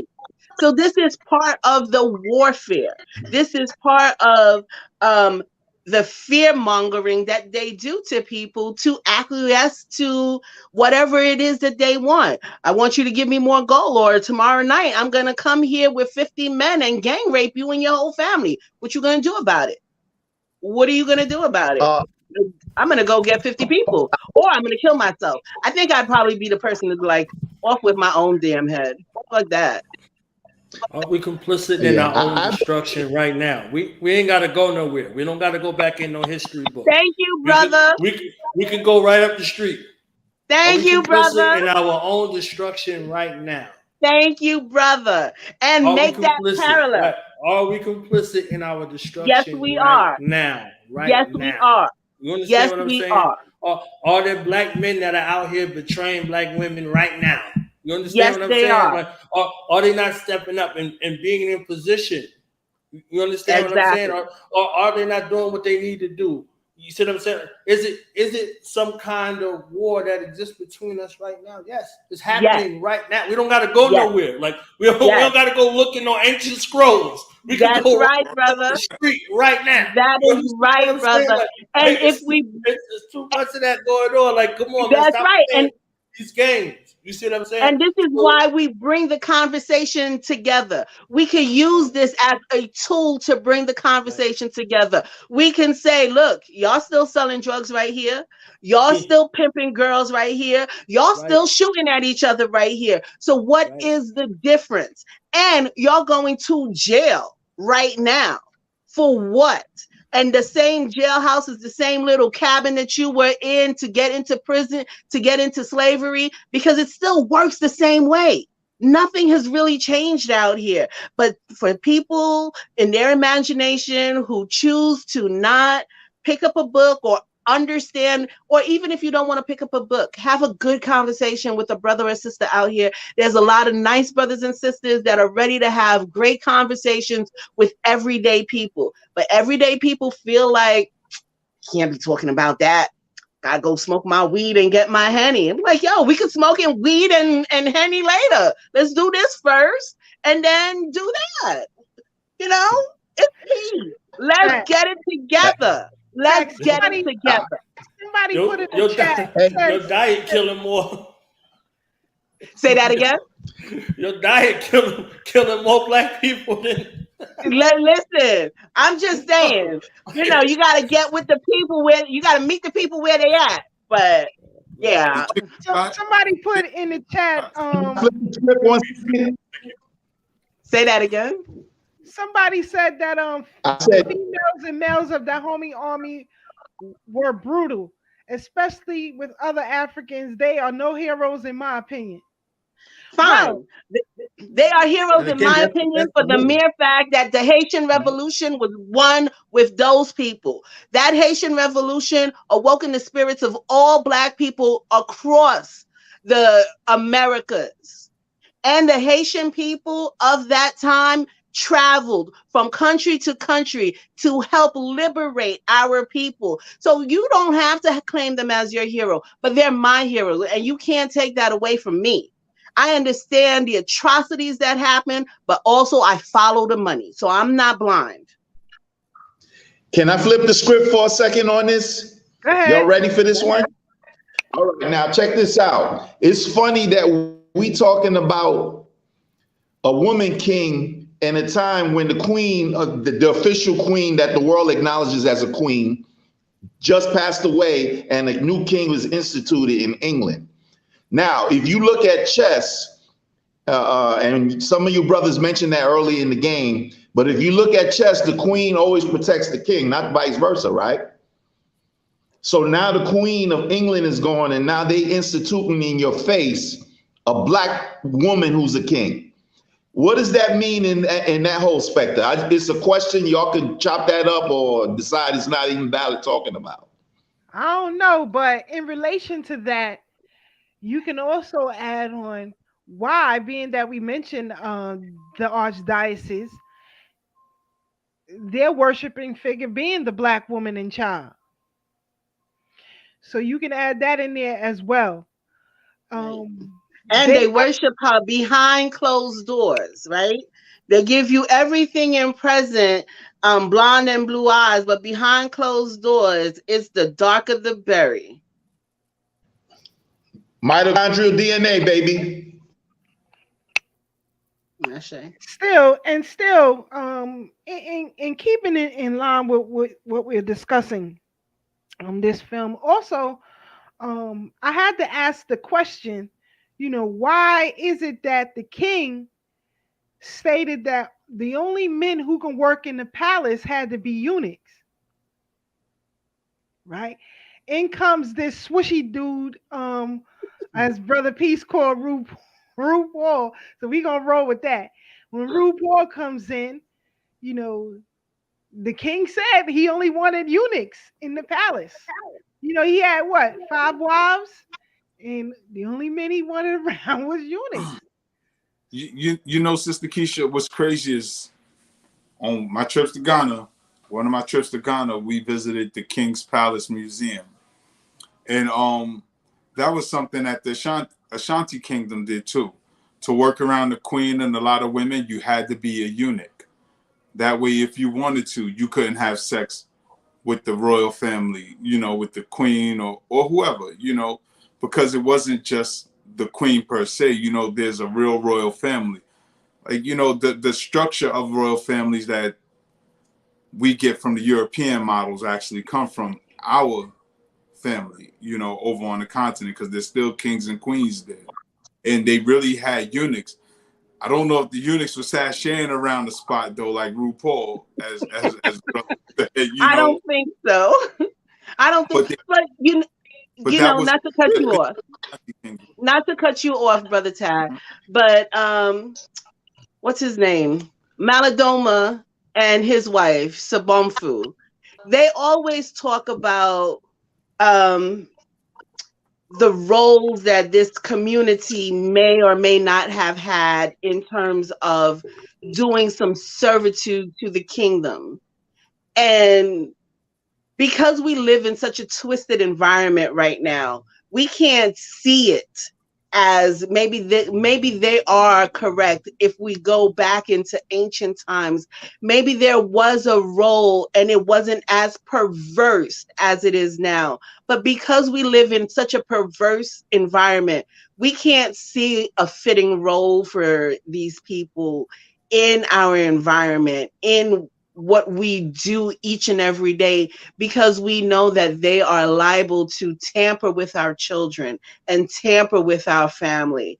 So I don't know, right? I don't know if that was something, as Maladoma says, the gatekeepers of something, in terms of being able to have communication for both the king and his many wives. So he could be like, this is the wife you sleeping with. She's not on her menses. She's not doing anything. You could go have a baby with her. She's prepared and all of that.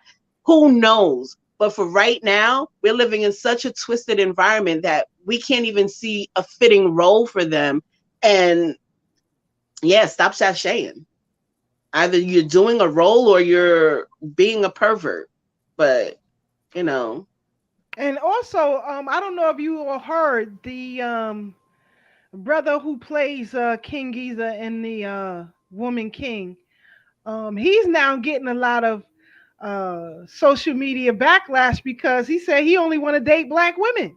Mm-hmm. He's not interested in no other woman. Now he getting But all he this said that before too. He said that before during Star Wars, right? He was in Star Wars, right, guys?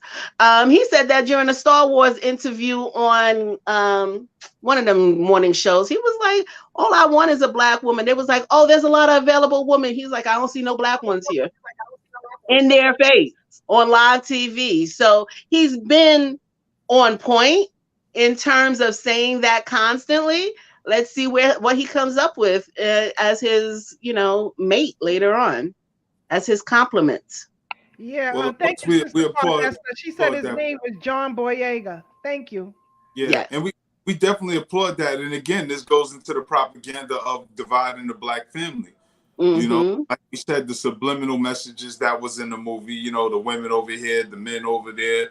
And even outside off screen, it's always encouraged for us to race mix, Mm-hmm. even what was that earlier this week when Venus' husband, or was it Serena's husband, called the unprofessional just by her dancing? Was that last week? With the lack of respect that they have for us, even when they're wedded to a black person. When was she dancing? Because Kanye West just said the exact same thing about the Kardashians. He was asked in an interview earlier this week about his co-parenting issues with Kim Kardashian, and he said his replied answer was they don't respect co-creators and it's racism.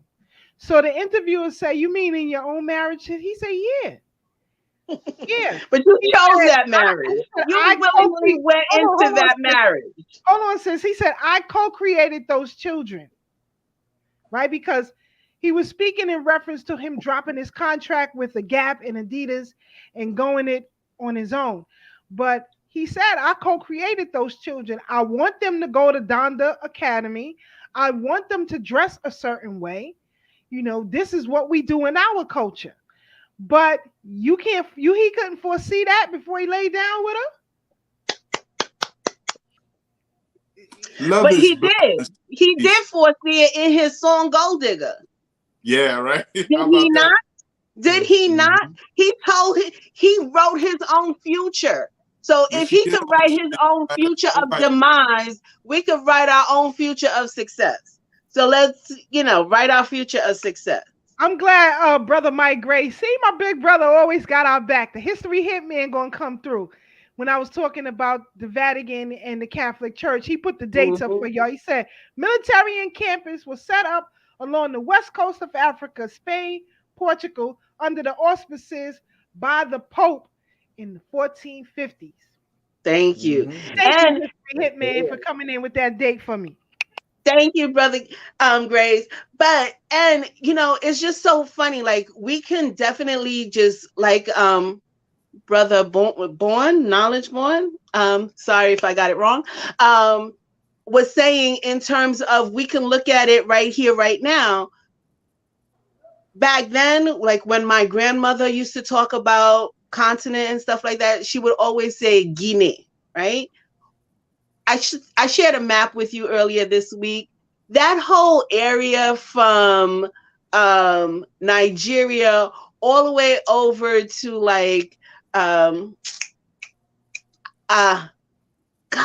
one of those countries all the way up right before Morocco, those was all called Guinea. That was all called Guinea. And then we had what we know as the Berlin Conference, but what is today the redistricting of cutting up lands and putting people into places and separating families. Now we won't see ourselves so much as separated because we're in borders and stuff like that. But for the continental people, they tore families apart as they kept separating the land so that they could claim territories and break up things. So now when they're telling you, oh, Benin, this tiny little portion, but Benin, the whole idea was in Guinea, it was much larger than just that tiny portion that we recognize today as Benin, as the country where things were happening on the continent, where the Dahomey were from. The Dahomey spanned far and wide, and this is why we're so mixed and so beautiful.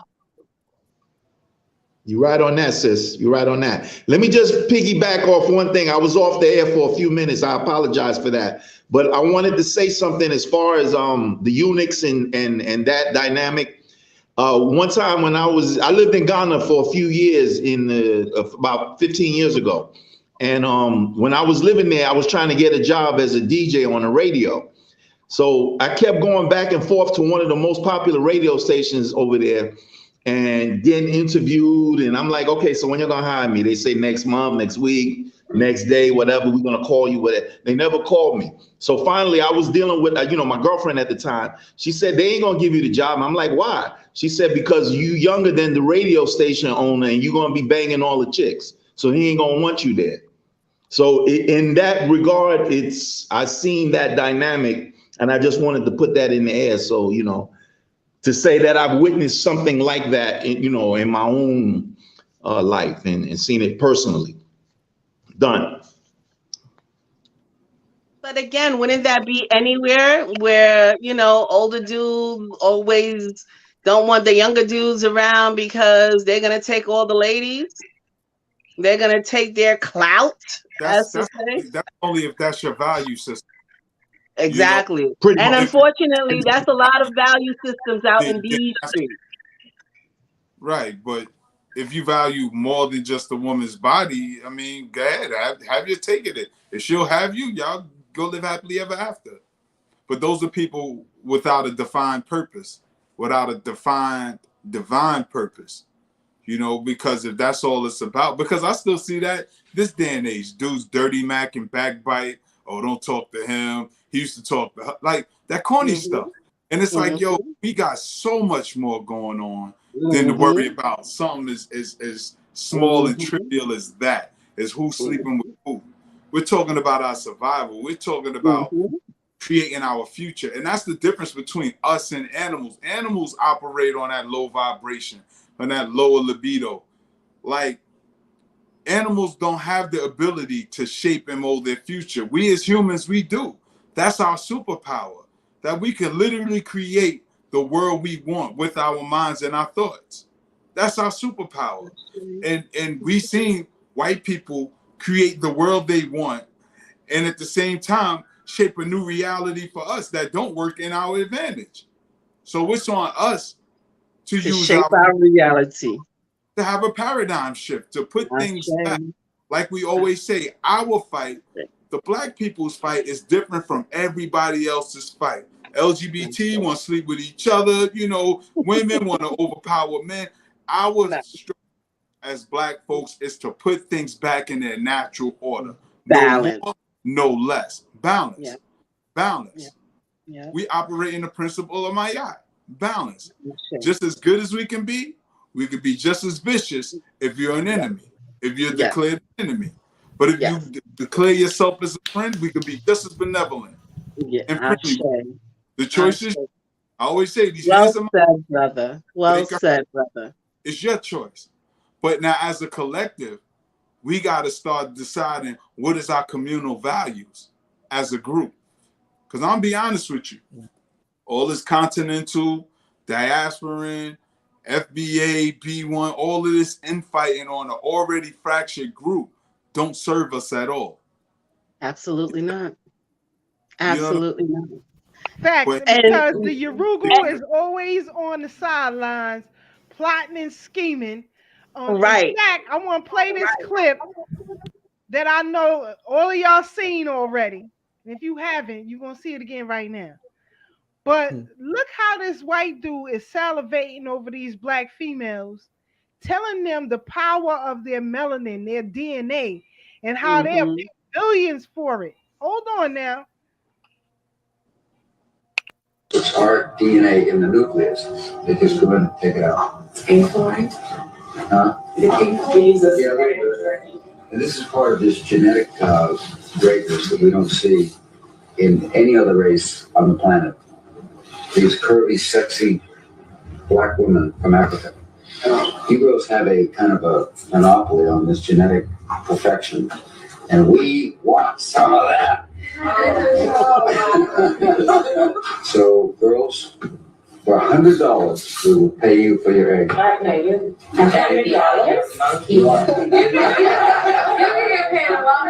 So how much do you want for it? Let's bid. I bid $500. Whoever I bid, he's gonna outbid me. $60,000 for the eggs. Yeah. If you have abortion, that's very valuable. Umbilical cord, and placenta, even your period blood is so rich with stem cells. When you regard it as waste, then it actually should be. It should be captured as recycled, and it should go to waste. It's life for somebody. A woman, a specimen, takes the egg and takes out the nucleus and puts our DNA in the nucleus. They just go and take it out. Incline? Huh? Yeah.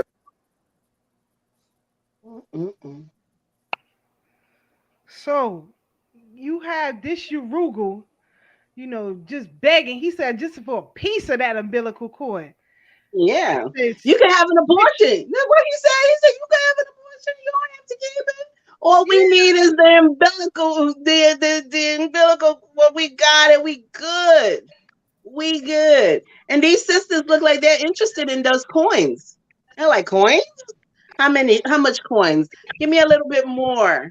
Make it a little higher. Brother, hey, Sister Marcia. That gold, right? That a little more gold for their labor? Yes. That it's orientation. That's all it in a subtle whispering kind of dominating manner. You see that? Like Yes. that hypnosis. All of that. Yes. You just sitting there and it's like $100. Oh, we're gonna have an auction. We got a whole contingent of people that's telling you that this stuff didn't happen. All this stuff that we talking about was made up, and we just witnessed this on the camera in 10 seconds. It didn't take nothing. It didn't take nothing. Oh, we can have an auction right here. It sounds subtle. It sounds calm. It didn't sound forceful. We're gonna kidnap you and take it. Like, no, we're gonna make it seem fair seeming to you. Right. That's it. And we'll make it fair seeming. We'll pay you. We'll give you a Birkin bag. A Birkin bag? Woo! That's all it takes. Walking around like this.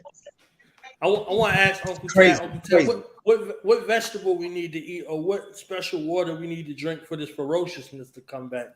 Because there's too much suckerism going on. It ain't no vegetable. They better eat a turkey leg, a chicken wing, or something. Because all this vegan is making everybody short. So the reason why I said that. Fruit cups, cucumbers, because I can't leave this. I can't leave this conversation without talking about my favorite part in the movie. I think if I only saw that part 1,000 times over and over and over. Which part? My favorite part. The cinematic redemption. I think my elder was speaking about. Okay. Because we didn't see it in Goodbye, Uncle Tom. We didn't see it in Sankofa. We barely saw it in Birth of a Nation. We didn't see it in Black Panther except for 2 scenes. You see what I'm saying? Every one of our enemies died. Nobody left the film that went black. You understand? Like they drugged the cracker off of the boat, beat him, stopped him, and drowned him in the water, and left his body lifeless in the water. All the other stuff, I could care less. Everything else was, was all right. It was cool. But that, I was like, she was like, oh, burn this shit. She's like, burn this. Nobody, no business. I did shut it down. I said, and then sis grabbed the chain. She grabbed the chain and beat the dude's skull. Like, I was like, woo. Yes. That's it. Like, so, we need to get some vegetables and some, some alcohol. No, we need whatever we need for that part right there. We need a boar. Let's go back to the Haitian Revolution. We need a boar. We need a black boar. And those are very rare to find right about now. But that's what we need. We need that blood and that meat coursing into our blood. Trying to get me to dine and swine, my sister. That's the white man in your brain. Yes. I'm sorry. I'm sorry, Brother Elijah. I'm not trying to make you die and swine. I'm trying to make you rise. Rise, my black man, rise. You invoking this. I'm not telling you to eat the swine all the time. I need your blood to be pumping. Or where was because this is what we did to win.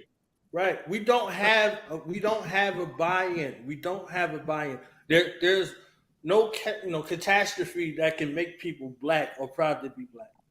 That's right. You see what I'm saying? So there's no initiatory ceremony for you to have a redeeming value to who you are. This is why you can sell it. Right. You can sell it. You can give it away. You can minimalize it. You can bleach it. You understand? Right. There's no allegiance. Like, what do you have to do to be black? People tell you that stuff they say, oh, such and such is acting black, such and such. Like some non-black thing can live where we live, grow up where we grow up, listen to what we listen to. Then they start talking about eat more fried chicken and watermelon. Like, this the craziness. There's no standard in regards to being black. So there's nothing for you to be proud of unless you have brothers and sisters in position to show that, to exemplify that. You see what I'm saying? To walk you through that history and then show you in present time.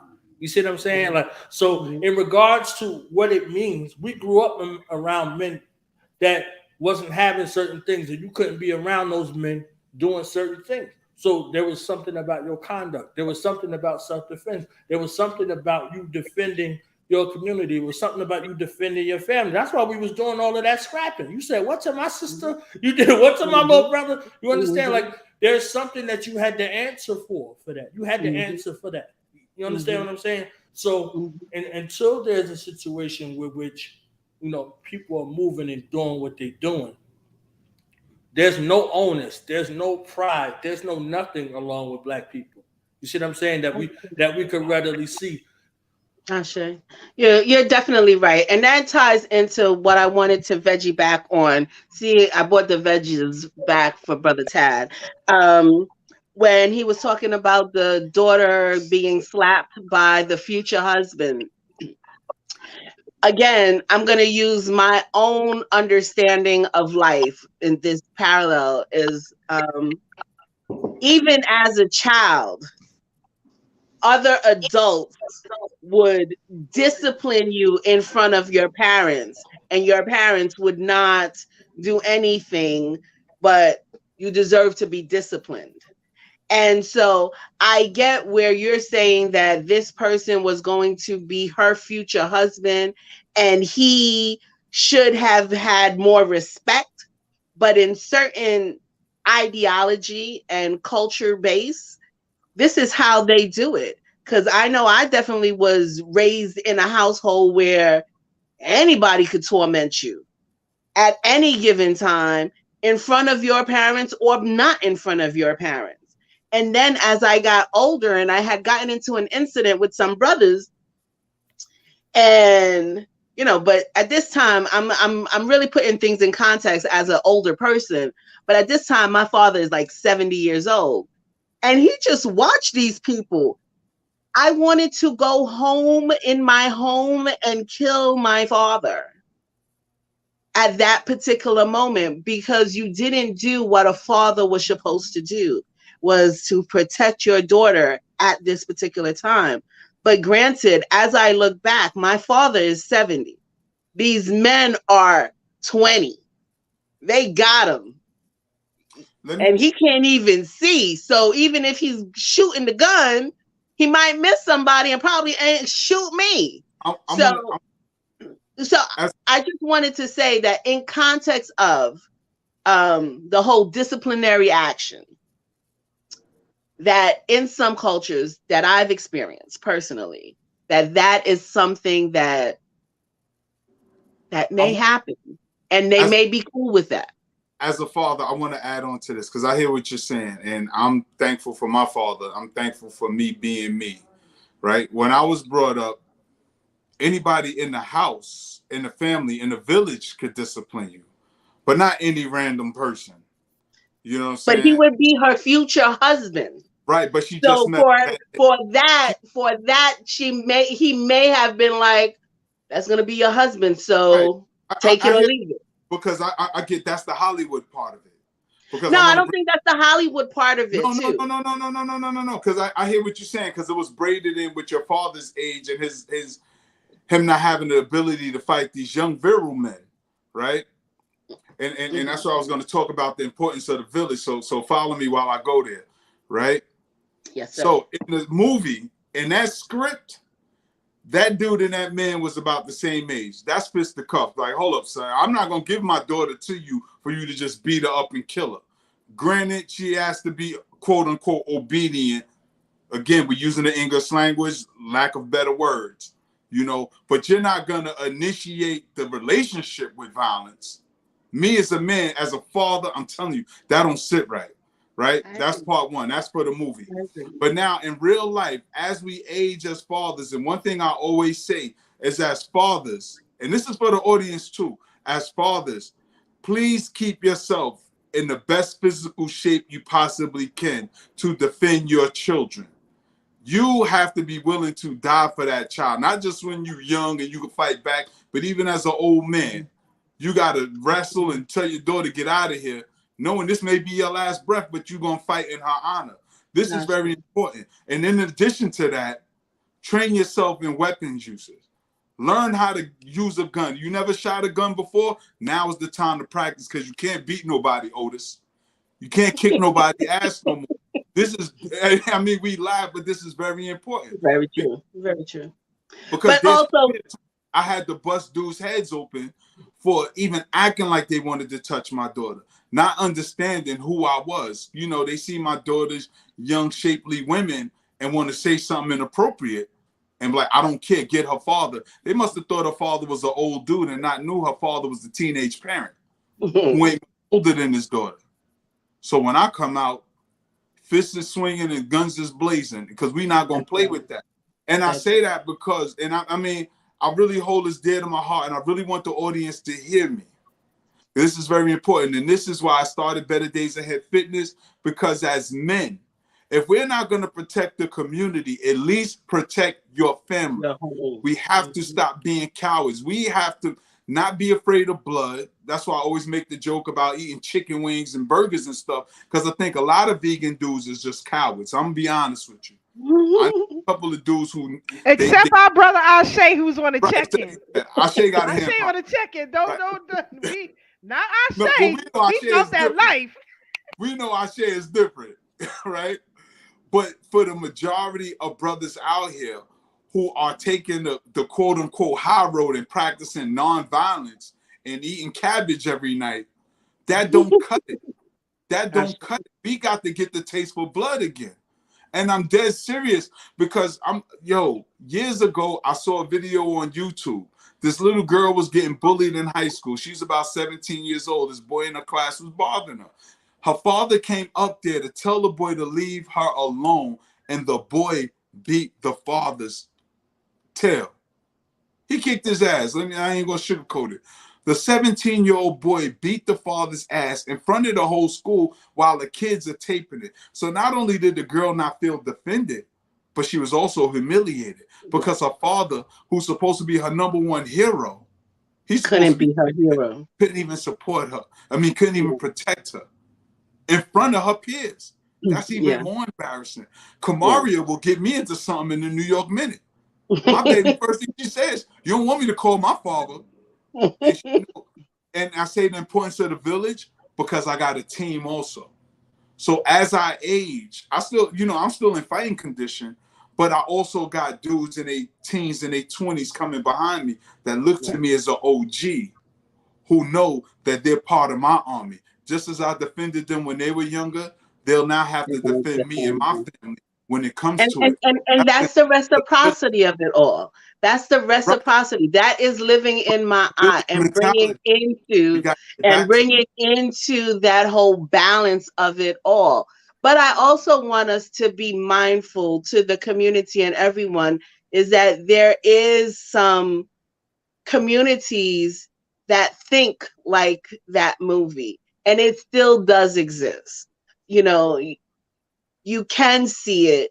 It does happen. And we have to break that, number one. And two, educate people on why it is important to not have a violent household. Because in a sense, that the young lady grew up in a violent household. So she was built already to take out all her violence out on anyone that was her enemy. But the last point that I want to make as we counting down is when the king, right, was telling her that she couldn't go and save the rest of her troops that was kidnapped, right? And she was like, you know what? I just got to go and do this. I feel like, when I saw that part, it was somehow the whole conversation of, you see how the Black woman doesn't listen and how the Black woman just decides to go do this and the third. And I was like, I can see this argument happening in the larger public. But there was also another part of the conversation that happened when her troops came to follow her. They came and backed her up. And that's what we need as a community. That trust level. Like, yeah, we understand what's going down, but we also understand what's going down. No man left behind. We go for each other at all times because we're a nation. And if we treat ourselves as a nation, we'll respect ourselves as a nation. And so that is what I wanted to say. That's the part that I loved the most in the film. I agree with you. And especially the second part with, them having her back, because once she said she was going to go, I knew her troops were going to follow her. And again, that's the value system, because that's the thing we have to analyze. What is our value system? What do we value? Do we value the sanctity of male-female relationships? Do we value the village? Is that sacred to us? Is the life of our brothers and sisters and our parents and children sacred to us anymore? Because unfortunately, and I don't even want to say that these things don't exist, because I'm quite sure each one of us on this panel got our private village as well as this collective village right here, that if things go left, we can call on one another if we have issues. But even within our immediate community, we have that as well, you know, because y'all know y'all call me, I'm coming. Only thing I say is when I come, y'all move, because I'm not coming to play checkers with nobody. You know what I'm saying? But this is the seriousness of it, and this is what's necessary in the community, because too long we've been negating the young gang members. We've been negating the brothers on the corner, talking about they don't know nothing. All they want to do is smoke weed and drink liquor. Yeah, but at the same token, they will defend the community because they with it.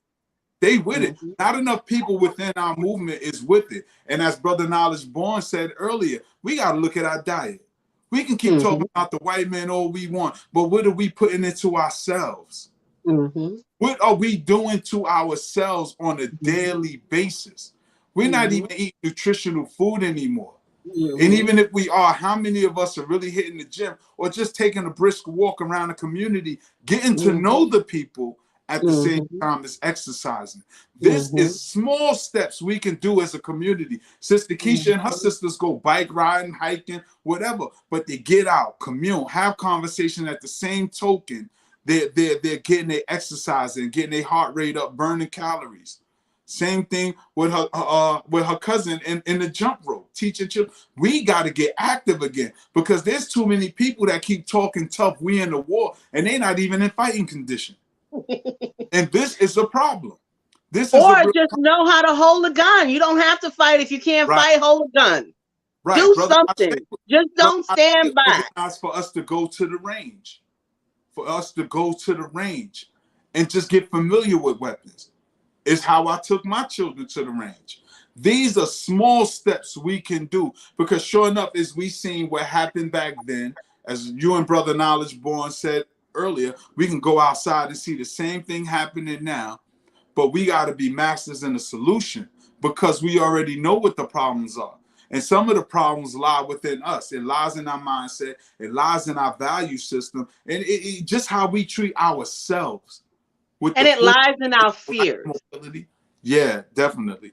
Because I think what absorbs us most as Black people across the globe is that we're just so fearful, and the best enemy is the person that looks like us versus those other folks. And until we get away from that mentality, until we get away from that fear that we can't do nothing better but acquiesce to them, we're gonna be in a sticky situation. But I don't see that for our future. I see our future being fearless. Definitely. True enough, family. And just to your point, you know, the family and I, we're planning a weekend getaway, you know, for the cousins and the aunts or whatever, in the woods. And so they already know which family members is coming with that heat. Once they saw, they was like, we gonna be all right, because they already know which family members is coming with that heat. You understand? You already know within your village, as Brother Taz said. But definitely, and to my brother's point, you have to definitely get into shape because of what is coming down the pike. And please don't just think that these people are putting out movies just to be putting out movies. You know, these are warnings. You know, these are warnings, and we've said it here many times on this platform. But let's wrap it up. We're getting ready to roll up out of here. But before we go, you know, Sister Keisha always want to hook you up with the sales. You know, save your coins. I'm about helping y'all save your coin. So right now, Rock Deep, 80% off of everything in the virtual mall. So what you're going to do when you go to the website, you click on Outlet Mall. You're going to go down to Virtual Mall, and everything that's in the virtual mall is 80% off. I'm about to put the code in the chat. So you can get boots that you see on this website for $124.99, you can now get these boots for like $35. Okay, so sizes are running out. I'm telling you right now, and I'm telling you the quality is superb, but sizes are running out. But I want our people to save some bread, so I'm gonna do that whenever I can. And since I've been down with the brand for a minute, it's my job to help you save some money. So the code is in the chat right now. DNF80. 80% off everything in the virtual mall. Now, I did see a lot of big sizes. So if you wear size 13, 14, 15, and 16, buku inventory for you right now. If you want some fleece, some jackets, or whatever, here it is, 80% off. Don't say I didn't put you on. Okay, save your coins. I'm trying to help you. So shout out to the Rock D family for putting that out and giving me that code so I can hook y'all up and make sure y'all are right. And also for your family, if you can. I bought some slides for like less than $1. I'm a firm believer, you don't wear the same shoes you wear outside inside your house. That's just me. I don't know about everybody else, but I like cleanliness. So, and my family will tell you. Shout out to Aunt Marie. She said, thanks for the birthday, love. Yes, we celebrate. Happy Queen Day, Aunt Marie. Thank you. She definitely loves Brother Tag and what we do over here. But we celebrated her 65th birthday with some cousins and aunts, and that's what it's about for me. It's about getting the family on the right page right now. I've put in a hell of a lot of work in our community. Brother Tad, y'all all could attest to it. But now it's time to get the family on the right page because, excuse my language, shit is coming down the pipe. So, we're going to plan some trips to get away, talk about some things, discuss some things, and move how we do as a family. So, again, shout out to you, Aunt Marie. Happy birthday to you. So, use that code DNF80 and everything in the outlet mall on rockdeep.com.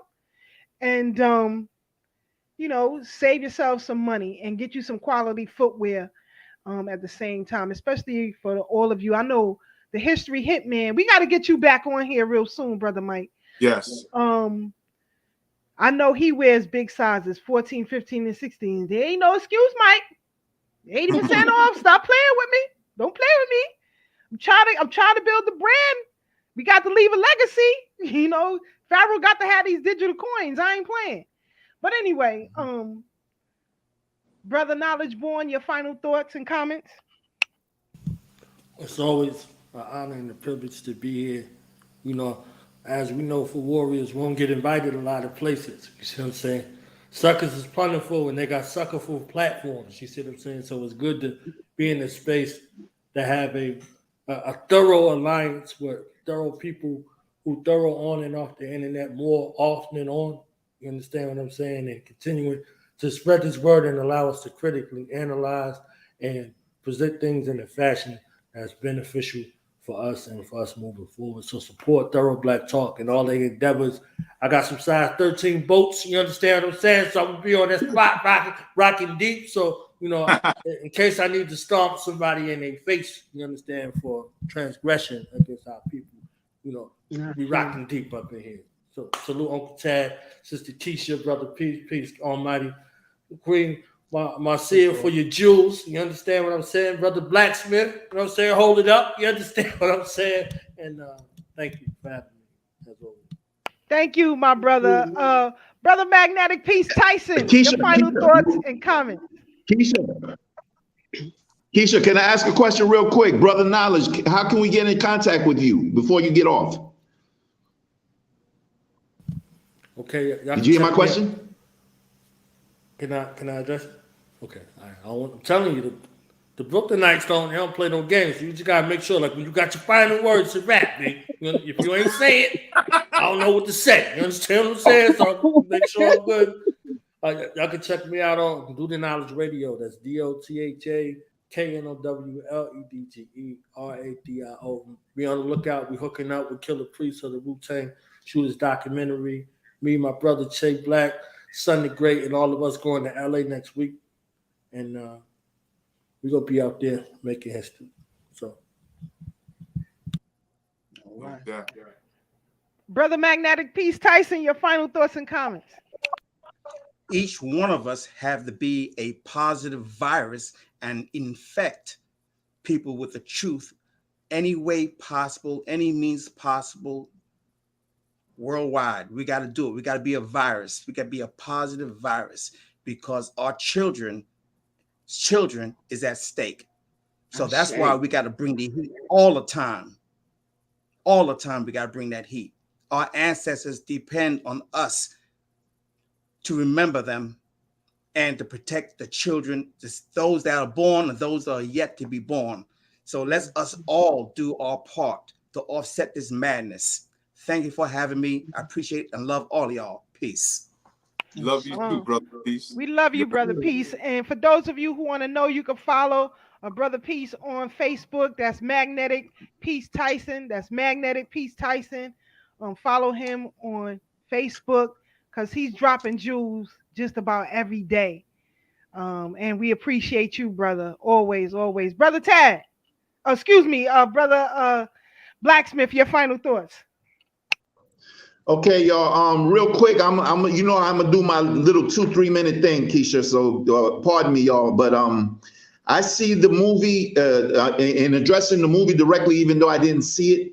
I see that as a distraction so that they don't have to make movies about people like Queen Nzinga and Yaa Asantewaa and our sister soldiers who were generals in armies and leading armies and being very victorious, as well as the Haitian Revolution, like Sister Marcia was talking about a little while ago, because they don't make movies about actuality. They'll make movies around like Avatar and some of the movies mentioned previously. Real quick, the economy is done because with the coming holiday season starting in October, right before Halloween, a lot of big companies like Amazon, I'm not talking about, small companies that, you probably heard of. I'm talking about Amazon and FedEx and UPS. They're reducing staffs and getting rid of a lot of their inventory space.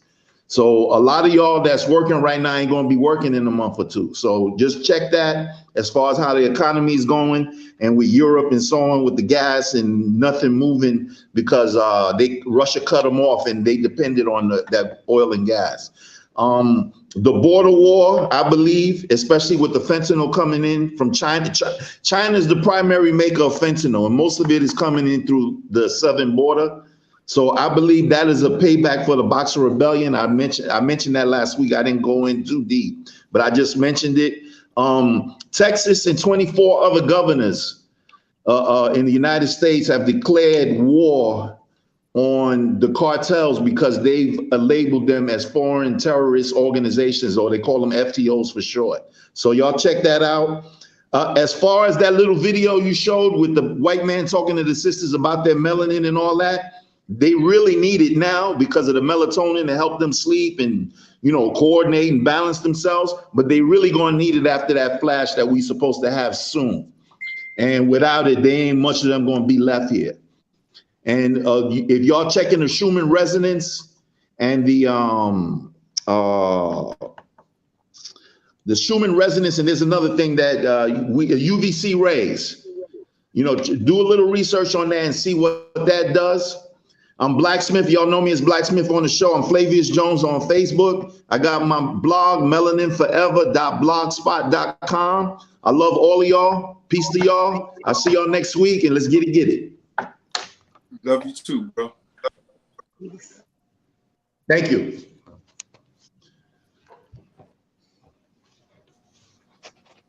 All right, Brother Tad, your final thoughts? Yeah. First, I want to thank everybody who joined the panel. Our brother Peace, our brother Blacksmith, brother Knowledge Born. Definitely you, Sister Marcia. To our audience, thank you for rocking out with us, joining the conversation.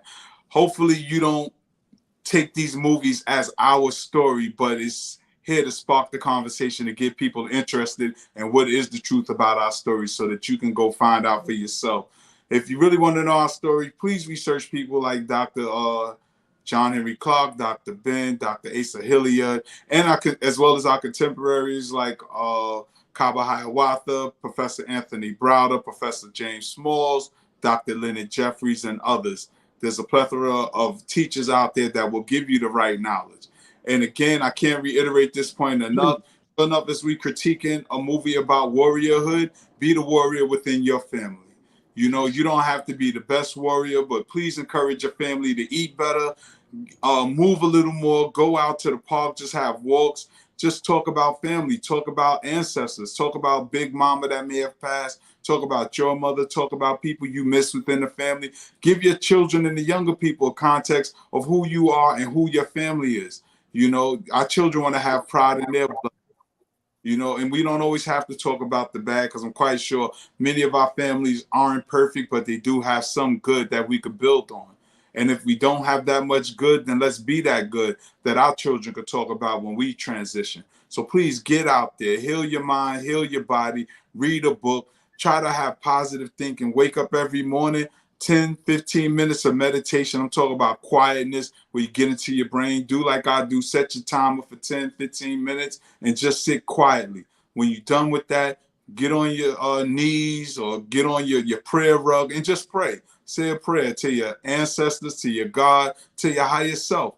But we got to get back balanced, because this society has our mind all over the place, and we got to get centered again. We got, as India Ari said, get back to the middle. You know, we are out of balance, out of whack, and we're arguing over the smallest, stupidest stuff, man. Let's get back into who we are. So hopefully you learned something today and you were inspired. So it's your turn to go out and inspire others. So y'all stay up, stay blessed, stay true. And remember, no matter how hard things may seem right now, it's always better days ahead. Peace, God. Definitely. Kudos to what my brother was saying. We definitely appreciate each and every one of you joining us every week. Please share the program. Please like and subscribe. Thank you, Sister Marcia, Brother Peace, and Brother Knowledge Born for joining us this evening. And we got to continue this conversation, because I still didn't get to peel back all the layers in this movie. I'll be getting There's mad. a future conversation coming up. I'll be sending out a link. I hope everyone could join in who's seen the movie. You know, you'll share the link, and hopefully we can all, you know, chit chat around this again. Blacksmith could pull it up on his fire stick. So he can do whatever he wants. Here we go. Here we go. Here we go. Hey, and again, you got hey, enough time. They'll drop this weekend. You get if you to see need it. help. Hey, my fire stick is a beeper. Hold on, family. If you need help with getting fit and anything like that, or how to begin, reach out to Brother Tab, Better Days Ahead Fitness and Knee. He can definitely work out a plan for you on what works best for you. And definitely do that, because I see, you know, as I ride bikes, and y'all know that's something that I love to do. But as I'm riding my bike throughout the city, I see so many of our people who are of age going into clinics, going into dialysis places, on canes and crutches and walkers. But when I'm riding in these trails, you know, I see all of Urugu elderly people. They out there riding, working out, doing Tai Chi, all kind of stuff. So you can do it. There's no reason that you should be on a medication for the rest of your goddamn life. If you have to take a medication forever, it doesn't work. And you're going to die. And you're going to live a life of suffering, aches and pains, and you can't breathe, you can't move. Nah, you got to get out and live life. You got to do it while you can. One of my older cousins, and shout out to Big Joanne. She always, when the younger folks, even Aunt Marie, she be getting on her too. When you complaining about you can't do something or don't want to do nothing, she's the first one to say, no complaining. Get out there and do it, and live life. So kudos to all of you again. We appreciate y'all. Stay black. Stay in the best of health, mentally and physically, throughout the rest of this week. We'll see y'all again black next week. Good night, everybody. Good night. Peace.